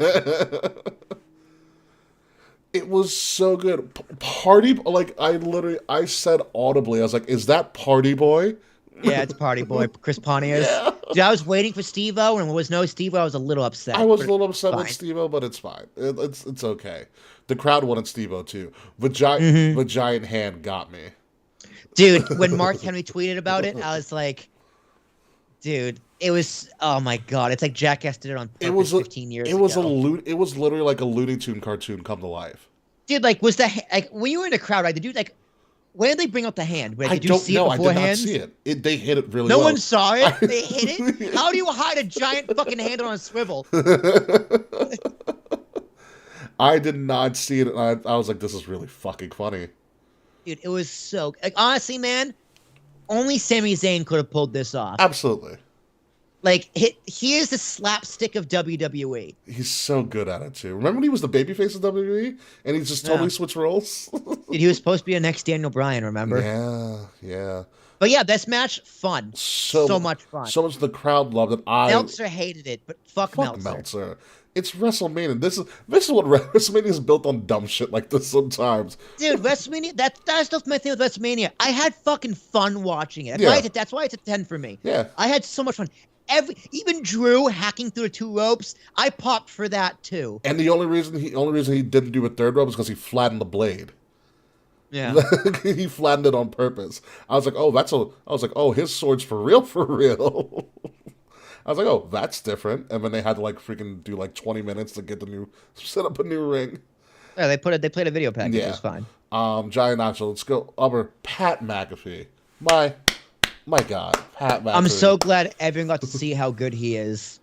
I'm so glad he got to watch everybody see how good he is, because like, Seven Nation Now Army is also a great theme. And to have the Dallas Cowboy cheerleaders come out. Fuck you, Colts, right? Oh man, yeah, right. Could you imagine if we got Peyton Manning to do his entrance or something like that? Because they were both Colts. That'd be pretty wild. That would be pretty wild. But Peyton came out. He came out on Peyton's shoulders. Yeah, he came. Like, Pat was great. I didn't know the way, but they told it in kayfabe. I didn't know he quit football to become train to be a wrestler. I didn't either. I was like, really? I was like, that's why you retired at 29? Betting on yourself, man, bold. But I love. Yeah, dude, he's also making more money now than he ever would in the NFL. Because the Pat McAfee show is fucking amazing. That's why. And he gets to keep his brain cells. What? He was a punter. At least for now. He was a punter. No one really hit him. Yeah, but still. But the move for me that sold is when he ran from the other side and did a jump onto the top of a turnbuckle. Yeah, everyone popped. Austin Theory, I'm still calling him Austin Theory. I'm not calling him just Theory. Austin Theory also did a really good job putting him over. Yeah. Made him look like $1 million as well. Yeah. Theory is main eventing a WrestleMania in our lifetime. Dude, I love his push. Yeah. His push with Vince is way better than anything he did in NXT. Because you know what he was part of the way in Johnny's comedy stick. I mean, he was fine good. in the way, but this is way better. Yeah, because you know what it is? They took what his character was in Evolve when we saw him, and he was a fucking people. Almost. They took that hated thing and added the most hated character in wrestling, Mr. McMahon, and said, "You guys do something together." He's not really hated though. He's more annoying. Like, he's an annoying heel. He's not hated. True. In Evolve, he was hated. In Evolve, he was Randy Orton. Yeah. This one, he's just annoying. He's you know what it is? You know why he hits? I bet he definitely hits the young kids, Gen Z. Yeah. Gen Z probably fucking hates him. Oh yeah, because he's mocking them. Yeah, exactly. Exactly. Like, they hate him. Like, he's a great heel for little kids. Yeah. Not my demo. Mm. I appreciate him because he's talented, and I think he's just annoying. He's a good heel. But he's not in my demo. Yeah. But obviously, And I think he's great, and he deserves U.S. title. Fuck Finn Balor. yeah. Obviously, we had Vince getting in the ring again, and the Austin Pop the second night around. With the world's worst stunner. Yeah, I thought Linda McMahon was the worst stunner. This might be. I thought Vince was having convulsions. Like, I thought he was legitimately fucked up. I actually think that Vince did it on purpose to make Austin laugh. Honestly, I wouldn't be surprised. It's like, you want to see a bad stunner? I'll show you a bad stunner. It's like, we got editing teams, right? Yeah, Austin he just broke character and started laughing. Yeah, he's started cracking up. Austin Theory stunner, amazing. Pat McAfee had the best stunner. Oh yeah, Pat McAfee might have taken the last stunner ever. He did. He might have taken the last stunner ever. And And then on the floor with the beer. Best moment. I was like, well, "Good job, Pat." I was like, "You get it, dude." I was like, "You understood the assignment." He was just having, dude. Everyone was having. I feel like the whole card, everyone was having fun. Yeah. Every match was fun. Yeah, every match was fun. And I hate to say it, but this man, Logan Paul looked like he belonged. Dude, That's scary. Tall. He's very tall. He's so tall. He would be very good in WWE. Like, honestly, I want to see him versus Bad Bunny. I said the same thing. And call it Celebrity Deathmatch. I want to see that at SummerSlam, because at SummerSlam's like the Hollywood theme, kind of. Well, it's Nashville, so it's not really Hollywood, but yeah, that SummerSlam always seemed like the more. It does seem more Hollywood. I get that. It has a Hollywood feel to it. Like Hollywood, they have more Hollywood themes to it too. Like I don't know why it feels like the Oscars, like that kind of a feel, like that elite Hollywood feel. I will also say, like Mr. Pratt was saying, Logan Paul with the rare Pokemon card necklace walking to the ring. Old. Yeah. I was like, you son of a bitch. I love how they matched. Logan Paul is athletic as hell. What's up? He is athletic as hell. He's super talented. He's super talented. I am so surprised that he was able to hit the Three Amigos. That he was allowed to hit the Three Amigos on Rey Mysterio. And the Frog Splash. He had a great Frog Splash. And I also, speaking of which, I love the Mysterio's entrance. They did the classic pop-up together. Yeah, together. Yeah, it was great. It was really cool. Dominic dressed up like Eddie from ECW. That's what it was? Remember when Eddie first came to ECW, he had the Americana look? I had to go back and watch, but yeah, okay. Yeah, he was mimicking Eddie. Nice. Yeah, it was great. It was fun. That was great. I don't know why Miz turned. I know why he turned. It was stupid. No one takes the spotlight off the Miz, and Logan Paul was getting too big. I get that. Like, I get the reasoning, but it was just like, well, why? It's because Logan Paul's coming back. But who wants to see that, man? Who wants to see Logan Paul as a face? No, he's not going to be a face. He's still going to be a heel. No one likes Logan Paul. Yeah, but you know what we got to do? Cheer the Miz over Logan Paul? Yes. Especially when Logan Paul is going to be portrayed as a face. He's not going to be portrayed as a face. He's going to be portrayed as a face. He's not, but I think it's Miz and Logan Paul. Dude, I'm telling you, watch Jake Paul on the pre-show. I forget who's who. Because I know it wasn't Jake Paul was last year, right? Jake Paul is the one that fought Mayweather. No, I think Logan's the one that fought Mayweather. Yeah, Jake Paul was last year. Jake Paul's like fatter. Okay. But maybe Jake Paul is the one who fought Floyd. I don't remember. But he was on the pre-show and he looked drunk. He was just like kind of talking shit. he's like, I'll fight anyone in this crowd right now. Oh God. I must have been inside for that. And Kayla was just like, okay, Logan, hey, Jake. No, none of that.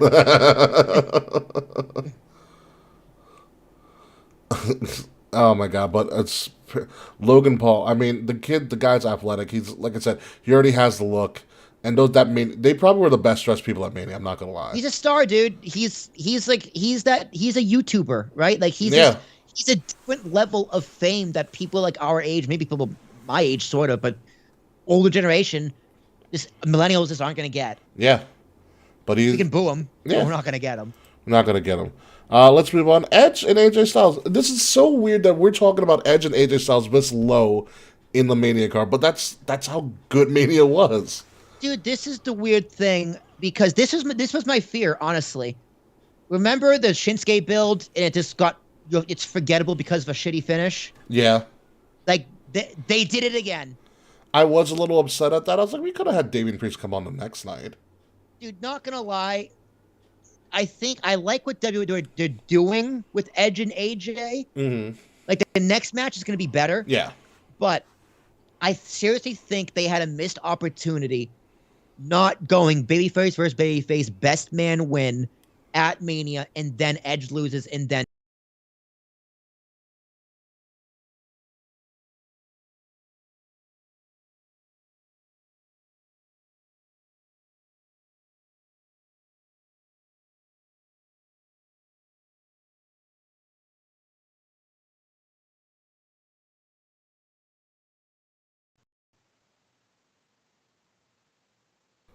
There we Ricky. go. I'm here. Sorry.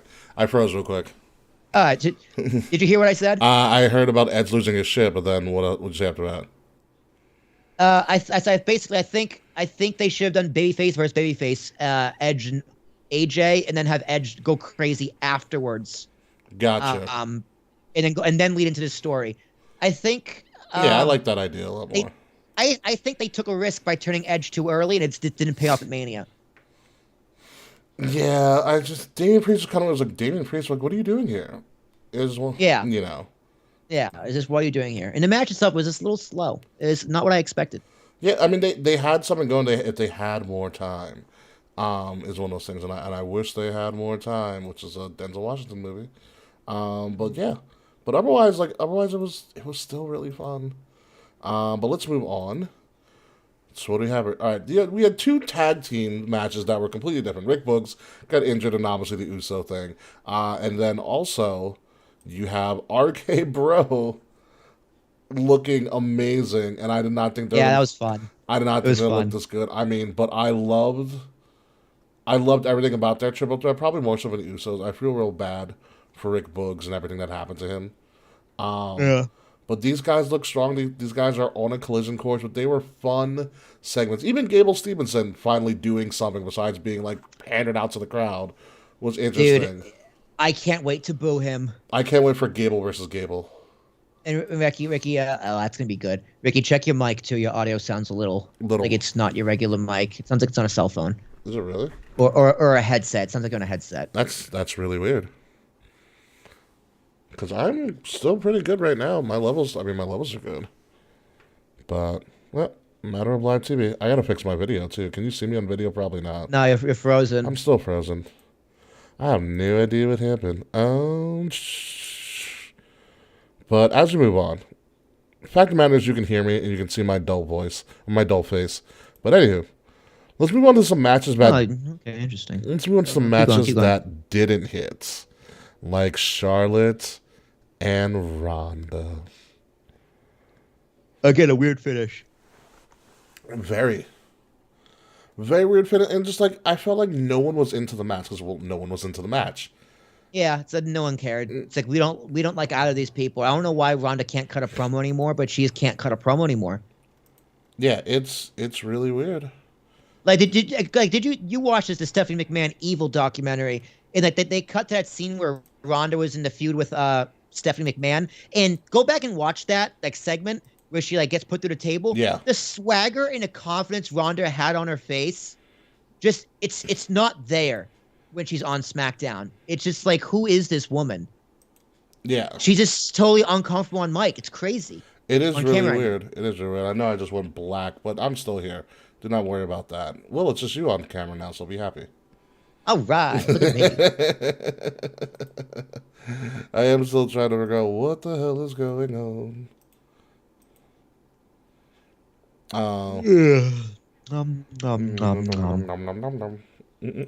I'm just tired.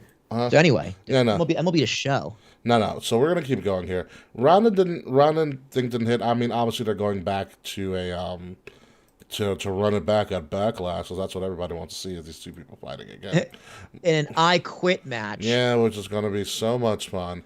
And unfortunately, and I think this is the one thing that's Roman doesn't have in his resume, and he still doesn't have it, because it just hit because Roman got injured, and so did Brock, and I think they had to cut it short, is his seminal match at WrestleMania.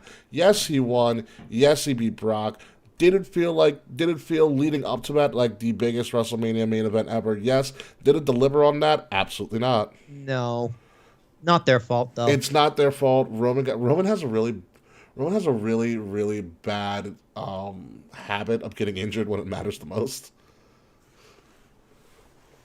Yeah. And it's upsetting because he needs that seminal match.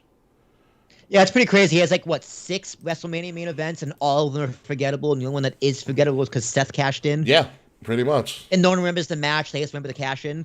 Like, that's a shame. Which is also the crazy part about it is that there we go. I could probably bring myself back on.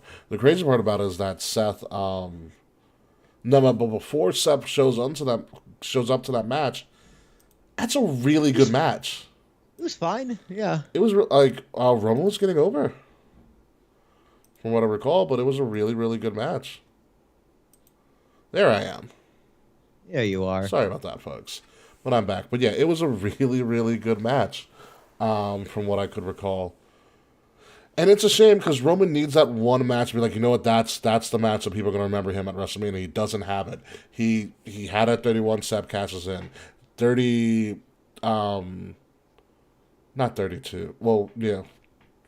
32 is going to Triple H. You were there. 32 was Triple H. No one cared. No one gave two shits about him. 33, we thought he retired Taker. Ugh. 30. I mean, the match was fine. Yeah, but it was Taker. Taker hated it though, so I guess it sucked. No, I thought it was a good match for Taker to retire on. 34, you went up against Brock. We were like, we've seen this and we don't give a shit. 35, he had just come back from cancer. He beat Drew in a lower he beat card. Drew. Yeah. So 36, he wasn't there. 37, actually 37 might be his one, where he beat Daniel Bryan and Edge. Yeah, that was a great match. 37 might be the one. No, you're right. I totally forgot about that. See, but I forgot about it already. Yeah. How great. Yeah, it's so memorable. I didn't remember. 37 might be the one, and then you have 38, which was leading up to be knockdown, drag out, best match of all time, best main event of all time, and he gets injured. I was like, dude, this is your moment. Like, this is what you've been waiting for. People care about your main events. I know, right? People care now. We care. We're behind you on this. And, I tore a tricep. Oh, my God, Roman. Was it tricep or his shoulder? Either or. I forgot which one. But he's injured. He's off TV. And the onus now is on the Usos to unify titles now, which is cool. Give them something to do. And, oh, by the way, just so you guys know, WrestleMania Hollywood, April 1st and 2nd, 2023. Will get ready. Yep. just get ready. Yeah, I might just buy a tent and just camp out in the street. I can't wait to do everything else. Like, I want to go to WrestleMania Hollywood in Cali just so I can go to Disney World or Disneyland or whatever it is, or California Adventure, whatever the fuck it's called, just so I can go to Avengers Campus because you can't get it on the East Coast. And also to we got to go to Galaxy's Edge there, Will. Mm-hmm. I know. And mark out for a fucking day. Dude, LA is going to be wild. It's going to be fucking wild. And you being big on TV and film and stuff, you can probably go see fucking like all the fucking historic studios around LA. Yeah, that'd be cool. I've never been to LA. I have a feeling I'm going to hate LA. You probably are. But I'm excited to go to LA. I'm excited to go to this. Have you looked in the Sophie Stadium? I'll tell you about the architecture and stuff. It's crazy. It's actually an open air stadium. Uh-huh. With a canopy. Uh-huh. So what you see is not a roof, it's a canopy. That's interesting. Yeah. Yeah. It's pretty crazy. It's in Englewood, but they call it Hollywood Park because, Yeah, are you ever not going to do like club seats at WrestleMania again? Oh, no. This stadium is as big as AT&T Stadium, so I'm probably going to do club seats. It's probably really cheap. All right. Looks like I'm doing club seats. Listen, there's no better way to watch a Mania, but I'm not doing... Remember we did Risers in New Orleans? I didn't mind the Risers. That was great and all, but like it's still a little uncomfy. It's a little hard to see at times. Yeah, I'd rather be in actual seats. But let's move on to some stuff that happened after Mania. So apparently, there's this guy named Ezekiel. Dude, I don't even want to fucking talk about this. This pissed me the fuck off so much. I love that KO's a part of it, and he's calling it like KO is doing what the Marks would do on Twitter on TV. KO is just like, this is the dumbest thing I have ever seen. You know why? This is the fucking dumbest thing. I watched the Raw after Mania, by the way, live. I was there it. live. Yeah, I watched it live on. You know the last time I watched Raw live was? I don't know. You remember when Vince was giving in $1 million and they ended it with like the set collapsing? Yeah. It was that Raw because I was in the hospital.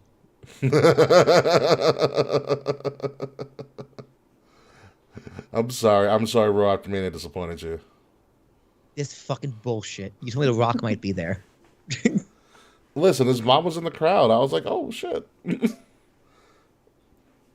So, but it's kind of funny because it's one of those things where like everybody knows it's Elias, but he's trying so hard for it to be not Elias. Dude, it's not gonna work. People, this is like A for effort, but this is not the right kind of stupid in my wrestling. Like RK Bro is the right kind of stupid. This is just stupid. Yeah, for a second before Cody came out at Mania, I thought it was gonna be another "Hi, my name's Elias" moment. And then Cody came out. That yeah. That would have been great. But yeah, this is Elias is now Ezekiel or whatever you want to call it. It's weird. It's very, very weird. So also the fallout for Mania is kind of really dull at this moment, but we have Backlash coming up. WrestleMania Backlash, which is pretty much WrestleMania again in disguise.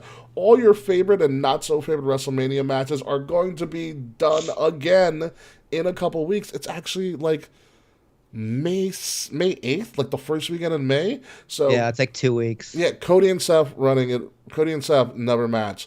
Charlotte and Ronda, I Quit match. The Usos versus RK Bro are going to unify the tag titles, which, by the way, should main event. Edge and AJ Styles. I agree, it should main event. Edge and AJ Styles are also going to run it back one more time. So we're going to talk a little bit more about that when it comes up. And if we don't, I'll just say, look at our WrestleMania predictions for this. Because it's probably going to be the same thing. Yeah, that's fair enough. It's on YouTube. Yeah, it's on YouTube. We got great pull on YouTube. Shout out to YouTube. All right, so let's talk about things as we move forward because we're almost done. About how NXT had an opportunity to stand and deliver. Sat and disappointed. And some of it is really not their fault, not the performer's fault. The one. Did you go or did you not go? Oh hell no, I did not go. Okay, so how many people were there? If you watched it on TV, Wade went, and when I saw Wade at Mania, so they had enough time to go back and forth. But it was, and also tickets were dirt cheap that you just go last minute. But here's the thing that did stand and deliver. The ladder match. The North American title ladder match was great. Cameron Grimes won. And that's probably the only decision that stuck. You had Braun Breaker lose the NXT title main event to Dolph Ziggler, which is perfectly fine. Only to have it retconned on Raw and have him win. Yeah, I totally forgot that happened. And I'm like, why? I didn't like that idea. Then you have. They wanted a surprise on Raw after Mania, dude. They're trying to make Braun Breaker, and I don't think it worked. No, it didn't. Because to me, I was just like, you could have just done this at NXT, and it would have been fine. It nullifies anything Dolph did. Although Raw, I would argue that Raw is a bigger stage because more people will be watching. Sure, I understand that logic, but I just didn't like it from a continuity perspective. You had Raquel and Dakota. No, Raquel Rodriguez, you mean? Yeah, yes, because you can't call it Giant Gonzalez anymore. Sorry, Matt Ritter. They probably heard the show and like, oh fuck, we got to change the name now. You have Raquel and Dakota pretty much win the tag battles, all of a sudden to lose because Raquel's getting called to SmackDown and under a new name. You have MSK win the tag titles in a great match, actually. and then get released. And then, Nash got released. Nash Carter got released on some allegations from his wife or ex-wife about abuse, and now they had to relinquish the titles, and Wesley's now on his own. Gunther has now moved over to Gunther moves over to SmackDown with Marcel. Well, not Marcel. It's Ludwig now. It's not Marcel Bartel anymore. It's Ludwig. Fabian Eichner's now no longer with the team. Like NXT is almost totally in shambles. Yet somehow they're finding a way to kind of make this work. Tony D'Angelo took out Ciampa, which is a pretty cool moment to have, to be honest with you. Because Ciampa did a whole lot of homages to Triple H, and Triple H come out and consoled him. Ciampa's probably moving up to the main roster. I believe he's on Raw or something. So He's on Raw. He's on Raw. So there's just right now there's just a lot of confusion in NXT, and Stand and Deliver did not deliver because everything they did after that showed about this premium live event or this special was essentially worthless outside of a couple of things. Tell me how you really feel. It was like it had so much potential. I will say this on NXT. I will say this on NXT. Natty's now working on Tuesdays now. Oh, Natty, Natalia? Yeah. Dude, great. Another reason not to watch NXT. So I will say their women's division is slowly but surely getting better. There's a lot of talent. NXT, it's just a cold product, dude. There's no buzz behind it anymore. Majority of people just don't care. I think they have a lot of good, which is sad. They have a lot of good characters going. It's now about introducing these new people, and I also feel like they're pushing Braun too quickly. But like, it's a concern to me that Braun's not the biggest character in NXT. Like he's a side character right now, but the other characters around him are a lot stronger. Like Joe Gacy's character is fantastic. Fred said it was a salute picture that got him released. What salute picture are you talking about, Fred's? Interesting. So Fretz has apparently the inside info about why NASCAR... Was it a salute? Maybe it was like, did he do a Hitler salute? It's the only salute that I can think of that'll get you fired. Yeah, seriously. Yeah. It wasn't anything to do with Wesley's wife, Kimberly. I don't know. Like, I didn't look into it. I just know, like, they won the tag titles and now he's released. And I was like, wow, what horrible timing for that. Because I liked MSK. MSK was a great tag team to lead their division, and now it's nothing. But who knows? So let's move on to AEW. Well, you didn't watch Battle of the Belts. Did you know anything about Battle of the Belts? No, I didn't watch Battle of the Belts, but I did watch Rampage. Okay, what happened on Rampage? Because Adam Cole and Hangman Adam Page main evented Rampage for the title, right? Yeah. In a Texas death match. Was this filmed in Texas? I don't know. That's a good question. It was in Corpus Christi. No. So, honestly, so it is in Texas, yes. It might have been in Texas. I'm not Corpus sure. Christi is in Texas. It's a town. I don't know if it was in Corpus Christi. I was making a joke. Oh, okay. I don't know where it was, but I'd hope it was in Texas. But it was interesting because a lot of, like, at least some people think, sometimes I think, that Hangman is just not a great champion because he's not the main story on AEW. Doesn't mean he's not a great champion. I just think he's not the main story. He's not. Not my argument be not that he's not a strong champion. Yeah. Right now. Yeah. Well, I'm not gonna. It's not AEW's fault that he's underrated, in my opinion. Mm-hmm. I don't think it's Hangman's fault either. Him and Adam Cole are have a great program. They're having great matches. You know, their tie-in with Jungle Boy is everything that they're doing is good. It's just that AEW has so much going on. People are more interested in Samoa Joe taking on Suzuki, because that's just like, holy fuck! Like, there's just bigger things. There's just crazier things. There's crazier one-offs going on that's getting more attention than his title reign. Than his title reign. Like, Wardlow is massively over. People are begging for Wardlow. Mm-hmm. You know, people are still chatting about CM Punk, and he's edging for the title. So it's like there's a lot going on that people just care about more. FTR is turning babyface, and they had a great match against the Bucks. There is a strong rumor that WWE wants him back. They're not going to do that. And I think FTR is smart enough not to go back. But, like, there's a lot of good stuff going on where it's just people are just more interested in other things. Samoa Joe's won the ROH TV title from Suzuki. The TV title. Or was it an abandoned title, or was it just like they reintroduced the title and like, oh, Joe and Suzuki? I'm not sure, but they had the ROH ring announcer do it, which is really cool. Okay, because I know so I like what they're doing with ROH. They're integrating ROH into a little bit of a Dynamite before ROH, until I'm assuming until ROH has a standalone product. Dude, this is what ROH needs to do. And I'm really begging for it because I think this is the only way it can succeed. I don't think if you do this correctly, I don't think you want the majority of people watching ROH to be like wrestling fans. There is so much wrestling out there. It's going to be very hard for ROH to be successful because there's going to be wrestling fatigue. Yeah.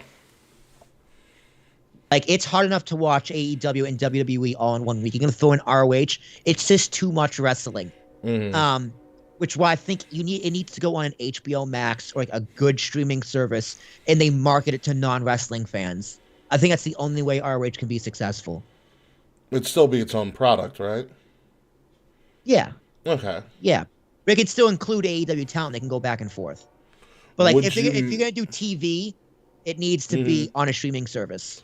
Like a Netflix. Would you go to an extreme, and I say because it's just the way of the style that it was done, would you go to an extreme as like a Lucha Underground style of doing wrestling and TV that way for Ring of Honor?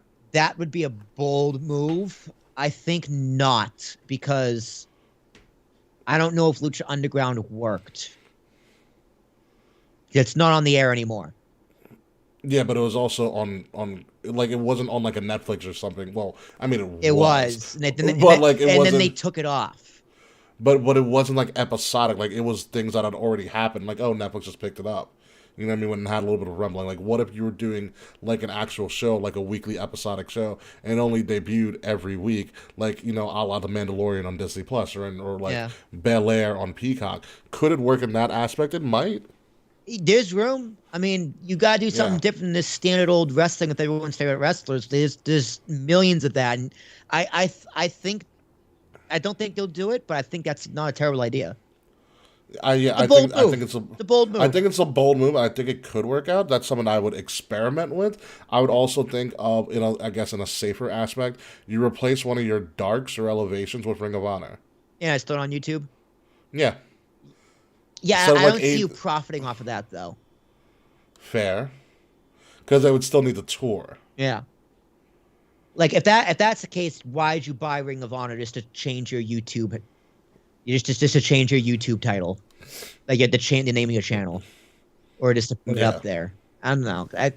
You need to make money with ROH. You need to make money with ROH. I think a TV deal on cable is a mistake. Streaming it and making it episodic on a weekly basis could work. Yeah. It's got to be with the right partner. Yeah. Someone's got to buy into that vision. I don't know if they have it. Well, Bleacher Report could do it. Bleacher Report's not necessarily in the streaming service. They do live events, but... Yeah, what if Tony Khan is like, I got a major announcement. ROH is going to be streaming live on Fox Nation! They took our jobs! Oh my god, not with all those black people they put in ROH. That's not going to be fun. With your special guest host, Cyrus. Yeah, right. AKA the Funkasaurus. AKA the Funkasaurus. That would be the funniest thing if their streaming rights were picked up by Fox Nation. It's like, what's the target demo for like people who like wrestling? Yeah, Fox News. There's probably a lot of them out there. Yeah, right. The mouse would not buy AEW. No, I think NBC wants to buy WWE. I'm not surprised by that. There's talking about them bringing back Saturday Night Main Events. Yeah. Well, because their live events on Saturday or Sunday are either like Saturday Night Main Event or Sunday Night Main Event now. They already kind of use those taglines. I'm not saying WWE is for sale, but I'm saying I think people want to buy it. Yeah, which I'm not. And Nick Khan is also steering his company into being more of a sellable company. Yeah. And if anybody needs it, it's probably NBC. Oh, they have... Yeah, Peacock sucks. I watched the whole season of Bel Air. Fantastic show. Interesting. Fantastic. And I can't wait for season 2 because season 2's already been greenlit. But I don't watch anything else besides WWE stuff and the Bel Air. But that's it. But But yeah, so that's pretty much all we have for wrestling the past couple weeks. It's been a wild couple weeks. I'm glad that it's kind of calmed down for a little bit until I have to go back to Philly for a bachelor party, which happens to be the same weekend as WrestleMania Backlash. So get a little bit of a down period, but it's good to be back, Will. It is. It is good to be It's back. good. And never miss WrestleMania again now. No shit, right? Dude, that's this WrestleMania. This would have been everything I would have died, and I would have been happy about it. Mm-hmm. It was all about Because- fun. And WrestleMania is like, people have to realize, like, you can't go into WrestleMania, and I say this every year, you can't go into WrestleMania or WrestleMania week as a serious person who's going to critique the product. Turn that off for a week and have fun. Yeah. And that's like, it was so much fun running in the Battle Cup guy and Wade and meeting Wade's wife for the first time and interacting with a bunch of wrestling fans and people you didn't know. It's so much fun. And that's why I keep going back, because it's just a fun time. You never know what you're going to run into. So. I really do think it's my favorite WrestleMania of all time. That you didn't even attend. Yeah. No, I'm serious. I liked it better than 34. And I was there. This is one of the times when they actually lived up to their tagline. This was fucking stupendous. It was. It was Like it is a perfect 10 for me. Now there's things I didn't like in there, but it's still a perfect 10. Yeah, it's stupendous. The other time I feel like they really lived up to the namesake was 33, when they said it was the ultimate thrill ride. Yeah, that was I was a like, good one, oh, too. I was like, yeah, you got me on all. The ultimate thrill ride is a really good name, because at the end Taker lost. Yeah. Yeah, this ride has just crashed and burned. Good night. Because you went from that barn burner of Styles and Shane to start the show to the Hardys returning. Yep. And then, Taker fake retirement, but. Yep. And then WWE's like, fuck you and fuck your feelings. And while you're at it, fuck your face too. See you next year, bitch. Yeah, and you have Brock and Goldberg do a 5-minute classic. Yeah. Everything a growing boy needs. Exactly, a 5-minute classic. But yeah, that's all we got. K Murphy is still not available, so hopefully LAX and Eddie Kingston Construction gets their cable. But any final thoughts? Manager Hernandez. Any final thoughts, Will, before we get out of here? Let me pull up the music. I'm good, dude. I'm tired. Yeah, let's get the fuck out of here. Post show, so stick around for our post show where we'll bullshit about all the other stuff that I said we'll talk about later, which I totally forgot about because it was like an hour ago. So.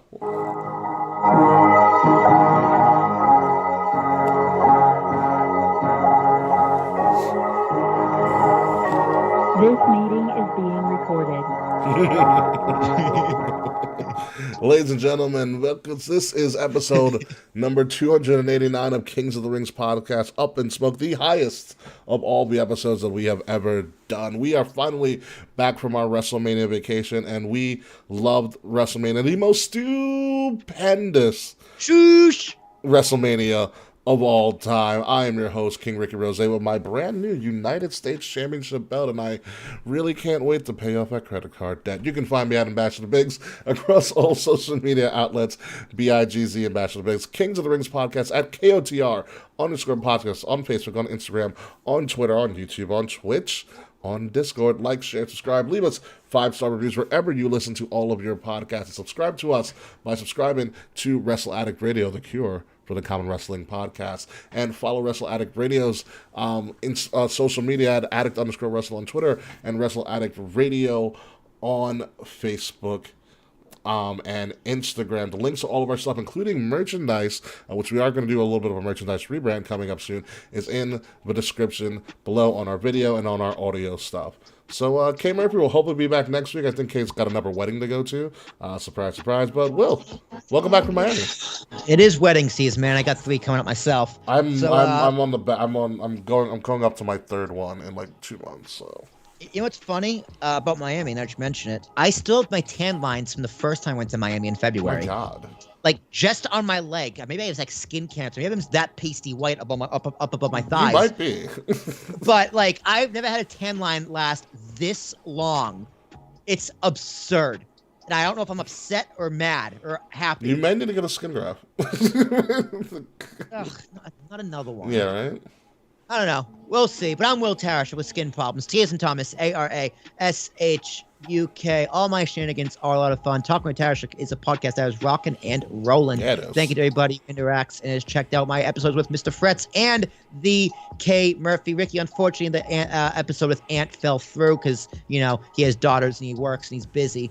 But I did schedule one with the one and only Andrew Zarian. Nice. So we're recording that on Tuesday. It'll be released in May. Nice. Get him back on our show again because we totally. Dude, honestly, me and him are not going to talk wrestling. We're going to talk everything else. It's going to be a lot of fun. But still off air, get him back on our show. I will. I'll talk.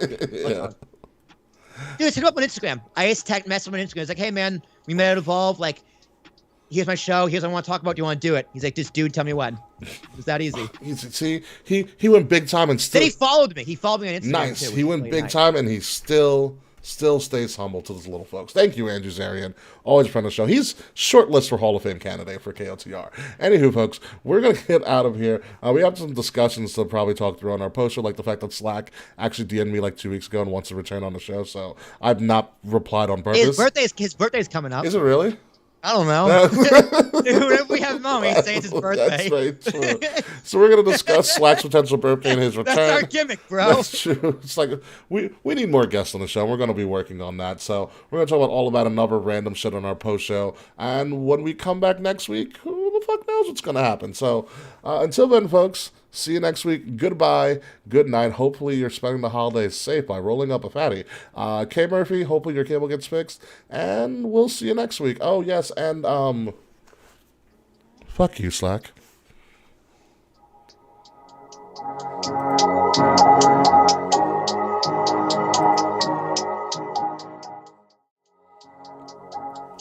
Oh, Mr. Fretz's B-Day is on Friday. Happy birthday, early birthday, Fretz. So, what a show. Actually, yeah, I don't know what happened to me. I guess I had like a surge or something, but whatever. Oh, how your thing just randomly went out? Yeah.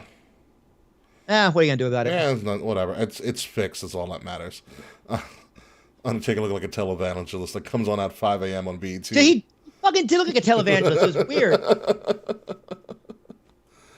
The governor and mayor of Slapsville. Oh, I love these. Yeah, no, it was what a time of minute. I will tell you, there's a restaurant me and Kavita went to that Governor and mayor of Slapsville, USA. But so let's go back to Will Smith because you stopped it for the regular show. Oh, okay, that's where I was going to go. Will Smith is a fucking idiot. I'll grant you that. He's definitely a fucking idiot. Yeah, it's one of those things where like that Will and Jada relationship, it was already weird to begin with. Yeah, and also insanely public as well. Like, way more public than I ever wanted to know. Yeah, I don't want to know that Will Smith is cucked out by his son's friend. Yeah, you didn't know that until just recently. No, I did. Oh, okay. I did know that before the Oscars, but I didn't want to know that. I agree. I love Will Smith. I was rooting for Will Smith to win the Oscar. I'm still glad he won the Oscar. Yeah. But at the same time, you're a fucking moron, dude, and you're a cuck. Yeah, like it's just one of those things. Like I have a lot of feelings about it. I forgot who said it. I was listening to a lot of. I watch or I listen to Titus podcast. You know, Christopher Titus, a comedian. Yeah, he's very. I will say this: he is very left leaning. I will tell you that, but he does make good, solid points. I don't know if you ever. He likes politics and stuff, and he likes to go back and forth with people on Twitter. So his Twitter is very, very amusing. Right. Because he shits on people who are so far right and are like wiped out. Yeah, he's a troll and a commentator. Yeah, I love it. Yeah. I really feel like you should listen to his show. I think you'd enjoy it. Dude, I got enough politics. I know. I got enough shit. I know, but he went on this whole rant about the Will Smith thing, and like, so here's my thing on it. Number one, I truly believe there's a false narrative going around that Chris Rock knew that Jada Pinkett Smith had alopecia, which I had no fucking clue. I didn't even know what alopecia was until I Googled it, and I was like, really? That's what pissed you off? It's not even life-threatening. You know, because I also thought she always had, like, every time I remember Jada Pinkett Smith, I always remember her having shorter hair. Like, that's just me. I thought it was just a style. I thought it was just a style choice. I thought it was a style choice as well. And, like, I listened to the raw audio of what Chris Rock said. And obviously, Chris Rock is a comedian. He's done this before. He goes off script all the time. He clearly went off script. You know, it was a one-timer thing. And No, that was... I'm pretty sure it was written for him. The G.I. Jane joke. Everything you say, everything you say on that stage has to be pre-approved. Everything. Mm-hmm. To me... It's the Oscars. You know... It is the PC of PC. Every word, period, syllable, apostrophe is pre-approved. Yeah, I do not believe for a second he went off script. To the way that he did it made it seem like it's a quick one-liner off script. He used G.I. Jane, which I remember G.I. Jane as being a badass and sexy fucking bitch. Yeah, like, it's almost a compliment. Yeah. It's like you're a strong female lead in your own movie and you kill people. You know, yeah, like what's the problem? And at the time that G.I. Jane came out, that was a very progressive thing that they used. Yeah, I agree. You know, and so I didn't get where the insult was, and also the fact that Will Smith laughed at the joke. Yeah, then he looked over at his wife, and she did not laugh at the joke. Yeah, I know, and it's one of those things where it's kind of like there's no real psychological or there's no real therapist way to say it, more so the fact that it's in your head.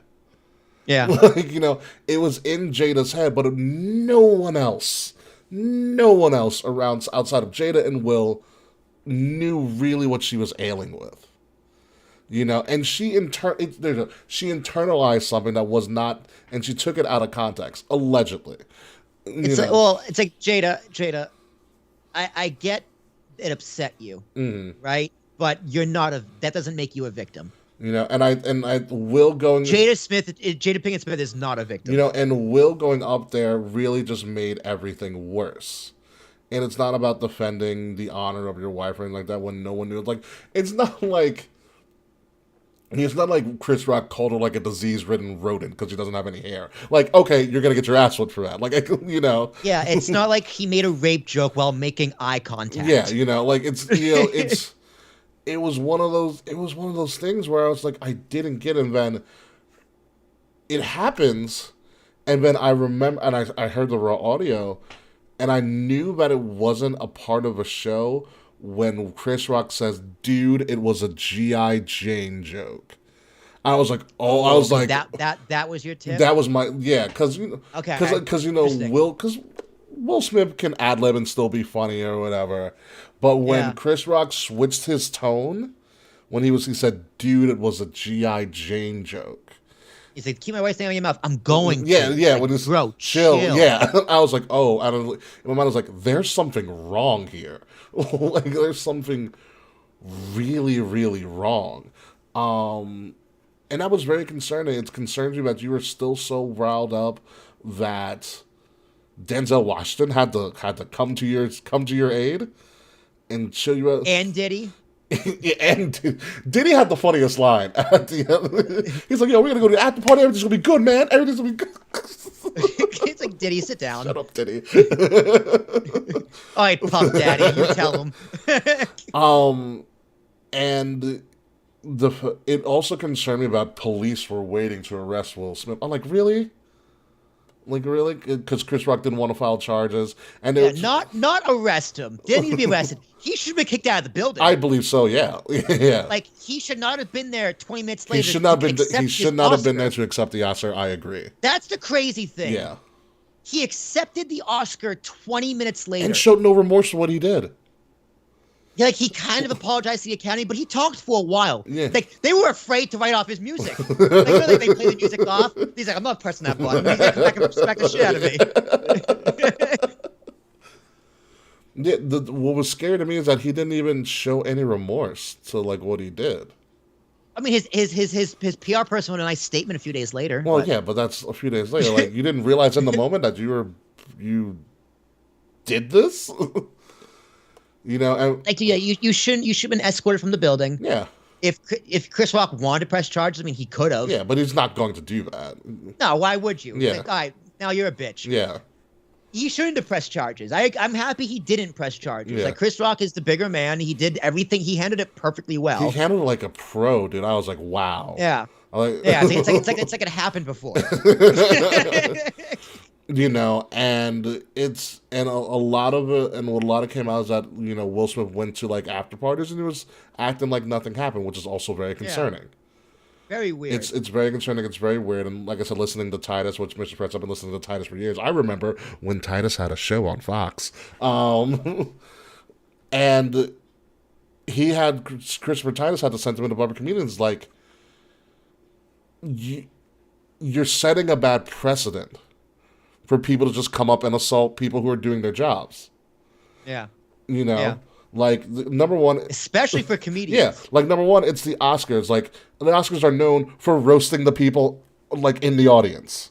Yeah, award shows, that's what you do. Yeah. Like, you are a public figure, right? Part of being a public figure and a celebrity making all that money is taking a few cheap shots approved by a panel of your superiors publicly at an award show. Yeah. You just sit there, you shut the fuck up, and you laugh it off. Yeah. And a lot of the times, they already know what the joke's going to be, and they approve it anyways. Exactly. You know? This is this is a group of the most sensitive people in the fucking world. You know, and... Everything needs to be approved to stroke their goddamn egos. Yeah. And it sets a bad precedent, a ripple effect. Like, like, if you go to a comedy show, and sometimes the Oscar Awards are supposed to be a comedy show, you know what you sign up for. You know? Yeah. The way that you show that you didn't like a comedian is like, A, you don't laugh, or if you really don't like him, you walk out. It's that simple. That's the contract you make. Did you see what Ricky Gervais said? No, I did not see what Ricky Gervais said. Ricky Gervais was like, I would have made a joke about the dick in her mouth. Ricky Gervais is a bold man. He's like, I would have made a joke about her boyfriend's dick in her mouth. Yeah, Andrew Schultz on the Andrew Schultz does like a podcast video series. I do love Andrew Schultz is really fucking funny. Andrew Schultz is hilarious. He went on air in knight's armor and just roasted Jada Pinkett Smith for 5 minutes. It was savage. He just no holds barred. I'm gonna free speech your ass because nothing is gonna happen. I'm gonna say the most vulgar, disgusting, hilarious things I can think of, and you're just gonna sit there and shut the fuck up about it over the internet. It's just it's a bad precedent for comedians. Like that's like Ty said, the contract you make is that you sit there, you listen to the joke, you're there to have a everybody's in on the stick. It's like wrestling. Like when people are like, oh, you guys know what's big. Like, yeah, we're aware. We don't necessarily charge the ring, although it's happened because people sometimes it's psychotic. But like, it's happened. 98% of the time, like we know what we're getting into. Yeah. You know. Yeah. Yeah. Like as a audience and a community, like you should know what you're getting into. Like you shouldn't have to, you shouldn't have to feel the need to go and assault somebody because it was an assault. Like, imagine if Izzy's parents sued the Performance Center or in WWE. Imagine if Izzy's dad, for what Sasha Banks did to Izzy during the show, making her cry. Like imagine if they charged the ring. Not charged the ring, but even if they just tried to sue, like you harassed my daughter on live television. Yeah.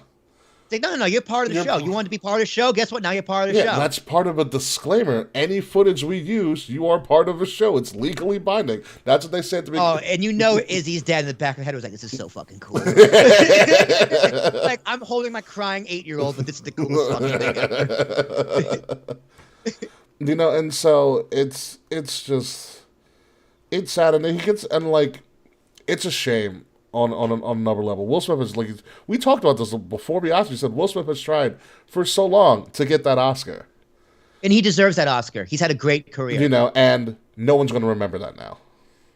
Yeah, no one's going to remember the Oscar. No one's going to remember anything else from the Oscar. I don't even know what won Best Picture. Couldn't tell you. I forgot to. I didn't watch the Oscars, and I knew also no one remembers that Amy Schumer and Wanda Sykes and another female comedian was doing the Oscars. Yeah, who cares? I don't know. Amy Schumer I love me some Wanda Sykes. Amy Schumer, I do too. Amy Schumer is taking a month off of work because the slap traumatized her. Is she taking a month off? That's what she said. Because she's been on a couple of shows. I know she's on Howard Stern the other day. Yeah, but she was just like, I'm taking a break from acting for like 30 days because I'm traumatized. It's like, shut I mean, but shut the I don't fuck up. remember the last Amy Schumer. I do remember the last Amy Schumer movie I saw, but that was like when she was like at the peak of her She's career. the worst. Train Was it Wreck was Trainwreck? pretty funny. Yeah. Trainwreck with Bill Hader and LeBron James. LeBron James actually made it really And funny. John Cena was in But the first scene, I think. Trainwreck was, I think he was. Trainwreck was okay. I It was watched pretty Trainwreck funny. was the one that I saw, and she does But I she does a hate Amy proposal she does a Schumer. proposal at the an MSG, and she's like a really bad cheerleader. Amy Schumer just isn't funny to me. Oh, I love Amy. I mean, maybe because she went to Towson, so I get some of her humor. But That's fine. Yeah. That's fine. Yeah, but you gotta rep your own. I gotta but rep my it's own. like, Yeah, it's like your whole shtick is this, I'm just gonna be a guy. it works. Yeah. It's also really weird to when you realize that she's related to Chuck Schumer. Is she really? Yeah, they're blood. How? How are they related? I don't know, but I know they are direct blood. Like uncle, grandfather? That's crazy. That is so. You know what? I totally believe it. Fuck Chuck. I hate Chuck Schumer more. Chuck Schumer's worse than Amy Schumer. Hey, talk. I'm Chuck Schumer. I'm gonna sit there. You don't like Chuck Schumer because he's been to Hofstra way too many times. That's the issue. He wears his glasses down, and he talks like he's an elf from Gringotts. It's because you've been to too many Hofstra graduations. That's why. When Chuck Schumer shows up and does the same Chuck speech Schumer. every time. I fucking hate Chuck Schumer. Ugh. But yeah, that's my thoughts on the Will Smith thing. It's just a shame because like now like because like Bel Air had just finished a fantastic run on its first season. Yeah. You know, based off of his life, and you know, it's just I have a lot of concerns, and I also felt like he kind of almost also gets away with it too, because what was the Academy? So you can't show up to the Academy Awards for 10 years. Okay, but you can still win an award. So you told me I can get the award and not have to dress up and show up. I can win from my couch. Deal. Yeah. Dude, the punishment was just like you didn't need it's too late to punish him. Yeah. Like it's literally you had your shot and you like, oh, congratulations, you get a 3-pointer when the stadium's empty and the game's over. Yeah. Like the janitor's creeping up behind you. Like that's when you decide to do something. It's at that point you're just like, you escort him from the building. He doesn't get he gets his Oscar, but He does not get his moment. He doesn't get his moment. Yeah. And that's it. That's the punishment. You don't get your moment. You ruined your own moment. Yeah, dude. Like, I don't even know how it was a discussion for him to stay. Right? Because Hollywood. Because here's the thing, man. Those people, this is like an allegory for American society. They literally play by their own rules. Mm-hmm. Like if you went up there and slapped Chris Rock, you're in jail now. Oh, I'm gone. Yeah. Like, I'm probably in federal prison too. But probably. Yeah. But Will Smith does it. He's part of the club. He just gets to do whatever the fuck he wants. So I'm not saying he should go to jail because he shouldn't. No. Because that's Chris Rock's decision. But you can't see that he's not treated like a normal person. How me and him are different. And why is he different? Because he's on TV. Because he makes a ton of money to make movies.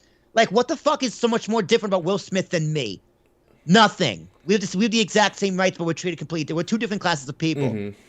And that's why I said I don't want to fucking watch the Oscars because you people just fake and disgusting. I never watched the Oscars. You continually fucking prove it. And like it's like you complain about ratings. It's like, bro, if you nominated the Spider-Man movie for Best Picture, ratings through the roof, just like John Wick, yeah, like Hollywood blockbusters that people actually like and people actually review good, and that Rotten Tomatoes actually gives 100% of the scores. People would watch your fucking show. But no, you head so far up your fucking ass, you can't see the shit through your intestines. You can't see the forest through the trees. Yeah, it's really bad because like I'm slow. Like it took Will Smith's slap to make me really like deep dive into the Academy and what it really means. Yeah. I was like, oh, so the Academy is a bunch of people who are already pompous voting on movies that they think they like and not what the populace thinks they like. Dude, not even that. The movie studios, you think politics is corrupt? The Academy the studios lobby to have their movies nominated, and then lobby harder for them to win. Mm-hmm. I know Marvel does it for years. Manufactured. Yeah. It's manufactured fame and glory by a bunch of fake people in their fake club being fake for their fake awards and their fake tits. Where the fake tits come from? It's just because everything about Hollywood is fake. Everything about award shows are fake. Like, if your awards aren't real, where it's just you aren't just voting, it's influenced by money and lobbying. I would love to see if the Academy. I would love to see if the Academy opened up like a populist vote. They never will because they're the Academy and they're populist. That's stupid. That's dumb. Yeah. Yeah, because that's just a carrot to that. That's just a piece of candy no one wants to eat. But you know how much money Netflix lobbies to get nominated? Because you know how much money that brings them in the back end? Not a clue. Dude, having Oscar-winning movies on your streaming service is such a selling point to everybody. Everybody, the consumer, other studios. Sure. It's just and did this movie win because it was good? No. Well, maybe, but it won because Netflix paid for it.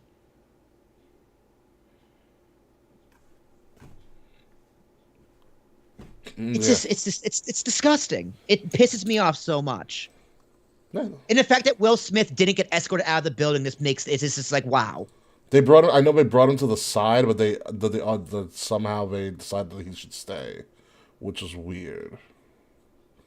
Like, if I'm the producer of that show, which I think was the first time that an African American had also produced the show or some shit like that, there was a lot of firsts at the Academy Awards. Oh God, he's like, man, this is for the culture, man. I forgot. It was just bad all around. Dude, just thank God Chris Rock isn't white. Oh my God. Because Chris Rock is such a white name. If Chris Rock was white, we would still be talking about it. Mm-hmm. Well, I heard. Well, Chris Rock's supposed to be going on tour, or was about to start a tour. No, he was on tour. And apparently, he was like, "Well, I had." He's like, "So, how's your week going?" Yeah, he's like, I'm not ready to talk about it yet. Yeah. He's finished. I haven't written the material yet. Wait a second. Yeah. Which fine. I can't wait. I hope he roasts them and burns them both to the ground. Which, I mean, it's so weird because you think Chris Rock, Will Smith, they've been around for a while. They had to have crossed paths. Yeah. Black actors, man. Exactly, black actors together. And it's just really you're gonna up and slap Chris Rock, you know? Yeah. One an icon in comedy, and it's just this one thing is gonna ruin his career. Will Smith, because a lot of companies now are putting his stuff on hold because they don't want to fucking work with him right now. See, that's another thing I don't agree with. Hollywood is gonna over punish him now. Like I said, it's too late to punish him. Mm-hmm. If a studio doesn't want to work if Will Smith doesn't get work for the next 5 years, I think that's fucked up. I still want to see his movies. Yeah. I still think he's a great actor. I still want to see King Richard. I just haven't yet. Yeah, I hope he wins another Oscar. I'm a big Will Smith fan. Oh no, I think he's fantastic. I think he's been a fantastic actor. But that's the other side of fucking Hollywood. They're gonna over critique. They're gonna not punish him because they think it's the right thing to do. They're gonna punish him to fucking signal their bullshit virtue they think people want them to do. Mm-hmm. It's like, oh, we have to do this now. Ooh, bunch of fucking pussies. No, if I was a studio, I'd be like, no, you're hired. I want you on my movie. People are still talking about you. You're my next movie. Yeah. Now, you start filming. Get your fucking pants on. Get your pants on. Yeah. If we're gonna make a documentary, if you get mad at me, slap me. We'll make a mockumentary out of it too. Make 2 movies. Yeah, it's so weird. I would love to have heard the decision-making process to allow him to stay. Yeah. And who were the powers that be that said he needs to stay? Because I would have if I'm in charge of that, and I'm just like, there's a lot that goes ahead, but my first is get security down, he's got to fucking go, yeah. You know. If he throws a scene, throw his ass to the ground. I don't care. You want to make a scene, we'll make a bigger scene. Mm-hmm. You know, that's just It's wild. Yeah, wild. So wild. It's wild and it's upsetting. That it leads to that. It leads to the ever so famous line of "Don't meet your heroes." Like, what happens when you meet your heroes? This is who your heroes really are sometimes. Yeah. Which is a shame. But I do like Smith and Rocket Mania 39, which is also one of the big things that win. God, that was so. Dude, the memes. The memes are instantaneous. The memes were. Oh my God! It was 5 days of just. This is not getting old, is it? No. That's a long lifespan for content on the internet. You know what it? You know what it was too. It was because it was so. It's one of the biggest pop culture things that happened this year. Because it wasn't just like an Oscar thing where you're like, oh, what's happened at the Oscars, and you know the Oscar news would know about it. Will Smith is a huge name, and he spans whole different mediums, music, movies, television. Like, people know, if you're living, you've seen something Will Smith has done at some point in your life. I found out that Will Smith slapped somebody on Bleacher Report. Yeah, I did too. I think I forget what I did, but yeah, I saw like on Twitter, I saw on Instagram. I was like, this actually has happened, and I saw the uncut version where they said fuck. Yeah, that's what tipped me off. I was like, oh, they said fuck on TV and didn't bleep it out. This is not scripted. Yeah, yeah. I had something, but I lost it. Like, yeah, it's lasted so long in such a moment because Will Smith's not big of a celebrity. Dude, white people fucking love Will Smith. Yeah, that's why it made such a big. That's why it made such a big deal. Yeah. Like if Denzel did it, people would be like, "What?" But it wouldn't be like as big. Or maybe if Samuel L. Jackson did it. Samuel L. Jackson would be like, "All right, come on." But like if Michael B. Jordan did it, like people wouldn't really care. Yeah, he's not that. He's not that big. He's not that big. It wouldn't be as big. It wouldn't be as big, yeah. But people fucking love Will Smith. Yeah, he made it. He made it past that threshold. Yeah, and I'm one of them. You know? I think he should have won. I think he should have won for Pursuit of Happiness. I thought he was outstanding in Pursuit of Happiness. Mm-hmm. So he played Chris Gardner. Oh my God. Yeah, I mean he should have won for a couple. Well, not a couple of ones, but like I was watching. There's an HBO doc about like the movies through the decades and stuff, and they have a segment. Yep, I watched them all. Okay, so when they talk about, I watched all. Will Smith was so big at a moment in time, they blocked out a part of a year for a Will Smith movie to come out. Mm-hmm. Mm-hmm. Like that's no other actor has that. Dude, Men in Black was humongous. Yeah. Independence Day was really set him off. July 4th, Independence. Like it was perfect marketing, perfect timing. Jeff Goldblum was the perfect person to be with him at the time. Dude, that movie is just the definition of perfect. Yeah. Like it's that and The Mummy. Those are two perfect movies. That and you know what it does for Independence Day besides the banter between Will Smith and Jeff Goldblum? It's a speech. The presidential speech. It is the speech.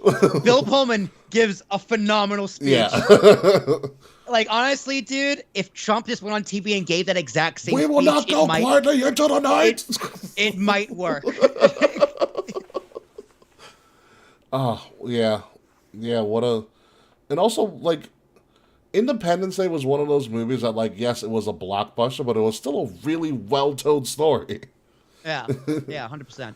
You know, Spider-Man No Way Home, which I just got on DVD, was it a blockbuster based on the amount of money it fucking made? Fuck yeah. But it's still a really well-told story, which I can't tell any spoilers because Kay hasn't watched it yet, so. Yeah, that's their fault. It hit every single beat, every single emotion. Yeah. Every single member berry. Although, I saw a video on YouTube, it was just like, you watch a scene, like, in comparison to, like, in the theater, not the theater. Like, in the theater, they kind of give pauses for, like, the audience breaks. Yeah. And when you watch it, like, at home by yourself, it's just kind of, it's a little awkward. Watch it. When you see Tobey Maguire pop through the portal, like, there's, like, a pause. He's just kind of looking around. And you're like, oh, that's for the audience break. You're just like, wow, Marvel's so smart. They know their audience. Yeah, they know we're going to pop. Like a fucking sitcom. You know how smart they are? Because I have to watch Moon Knight at some point tonight. So Moon Knight's their newest Disney Plus TV series. So you know how Marvel loves to leave Easter eggs all over their stuff, where it's like either referring to comics. What they like to leave Easter eggs and license plate numbers, which is good. So what they did for Moon Knight was that randomly in different scenes in all the episodes, there'll be like a QR code on like a door or something like that, or on a wall if they're at a museum. So people have paused it, scanned the QR code, and it brings up a comic of that character. And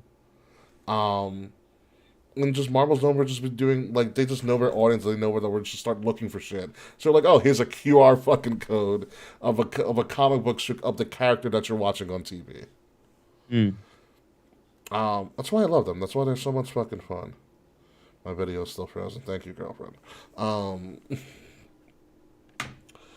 But yeah, it's just... The Will Smith thing is fucking insane. It's just fucking insane. Dude, it was I thought it was hilarious. Like, the memes made it a lot more hilarious.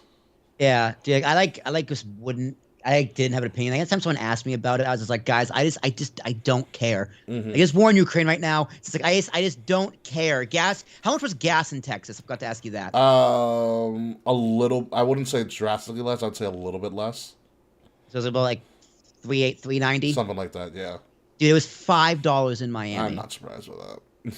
$5 It's like, I don't care about Will Smith. Gas is $5. And I was also just like, I just didn't have an opinion. I just thought it was really funny. Everyone's takes was really funny. I thought people like, I think someone tried to make a black on black crime take, and I was just like, oh my god. Yeah, no. Someone tried having the what if one of them was white take? I was like, that's just a waste of time. I said it because it was funny. But see, some of the takes out there was just like, you people actually said this on Twitter. It's like, you people are the dumbest of people out there. Why are you putting things out there on the internet when you're so stupid? And I hope someone says that about me.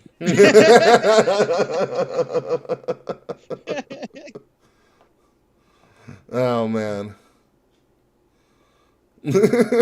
I love creative people. Remember when Steve Austin won the title WrestleMania X7 and the crowd didn't know how to respond? In unrelated news, Will Smith just won an Oscar.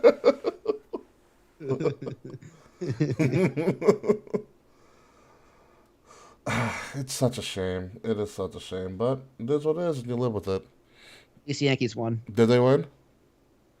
Yep. Good. Oh, that's the only thing we can talk. I'm very excited about the team this year. I think our roster is really good.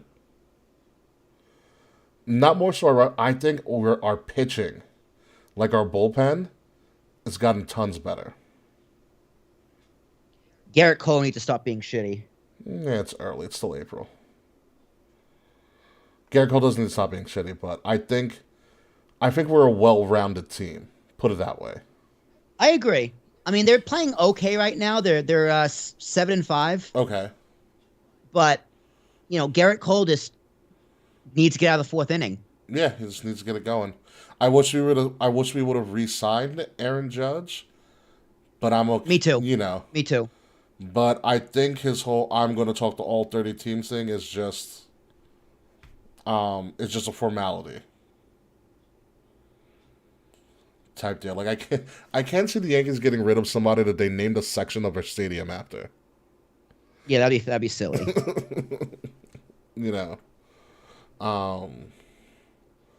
So who knows? Oh yeah. So by the way, for my friend's bachelor party, in Philly, we're going to a Phillies game. So I'll tell you how that stadium's food's like. Citizens Bank Park. Mm-hmm. I'll tell you how that food is like. We're apparently sitting on the third base line, and ironically, it's Phillies Mets. Damn. What? Dude, I like the Mets. I'm pulling for the Mets. I can't wait to see them blow it. Oh, I can't. I'm glad they're playing well. I can't wait. I can't wait to. What's their record now? Like 9-3. Really? Yeah. Oh, good for them. And DeGrom's coming back. What do you mean he's coming back? He was injured and he hurt himself in spring training. Oh, okay.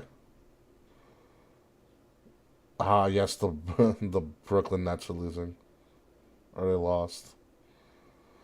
I am interested in... How many does Miggy have? How many is who? Miguel Cabrera's about to hit 3,000. He just hit...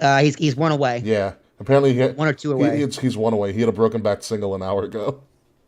Nice. Oh, you were right about the Capitol. It just came up on the score.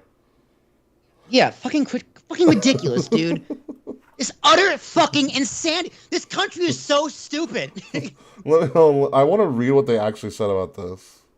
Like, I seriously think, like, people really need to relax. And, like, seriously, just take a breath. Like, COVID's over.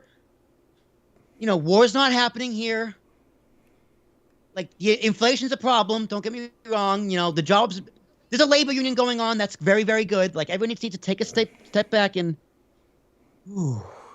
breathe. So it was the Capitol Police that made the evacuation. Yeah, the Capitol Police. So you know that brand new branch of government the government installed? Yeah, that one. It says the United States Capitol Police is tracking an aircraft that poses a probable threat to the Capitol complex. Immediate evacuations ordered. 10 minutes later, after sending the initial alert, U.S. Capitol Police announced the Capitol was evacuated out of abundance of caution, and there was no threat. The U.S. Capitol sent the initial evacuation alert after tracking an aircraft that wasn't responding to communication. Oh, that's why. The dumbasses in the plane weren't responding to the communication.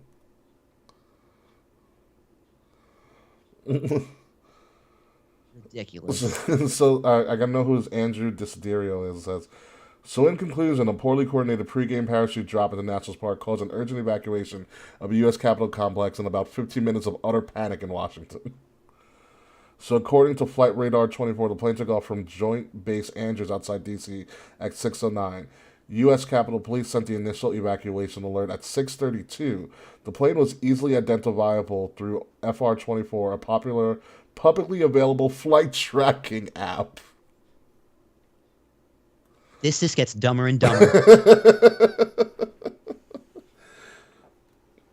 So they could track the flight. They tried to communicate with the flight, and the flight didn't respond back to them.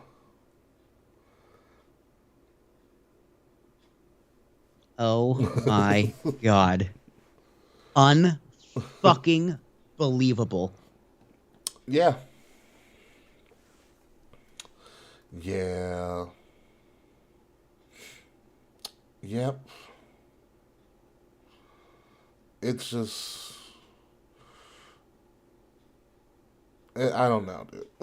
I don't know. Oh my god. It just blows my mind sometimes. Blows my mind. But anyway, let me get out of here. Did you upload the show and everything? No, I still gotta edit it. I'm recording this whole post show. Oh, okay, yeah. Yeah, I'm gonna put the pre and post show together, make it one file. Okay. I'm gonna do something with it. I might throw it on the unknown unnamed nonsense feed because it's us just talking shit. Yeah. So I'll put the audio there. And then if you want to put it on Patreon or whatever you want to do with it, you can do whatever you want to do with it. Oh yeah, just let me know when it's uploaded so I can put it into Anchor and all that hot shit. Okay. Yeah, I'll make a new folder just for the pre and post show. I'll call it I'll put it in the unknown unnamed nonsense one. Then I'll make a folder just for us. I'll call it Kings of the Pre-Show. I like that. Yeah, I'll put that up there. All right. I'll make that now. All right, dude. I'll take care of it. All right, guys. We'll see you guys later, folks.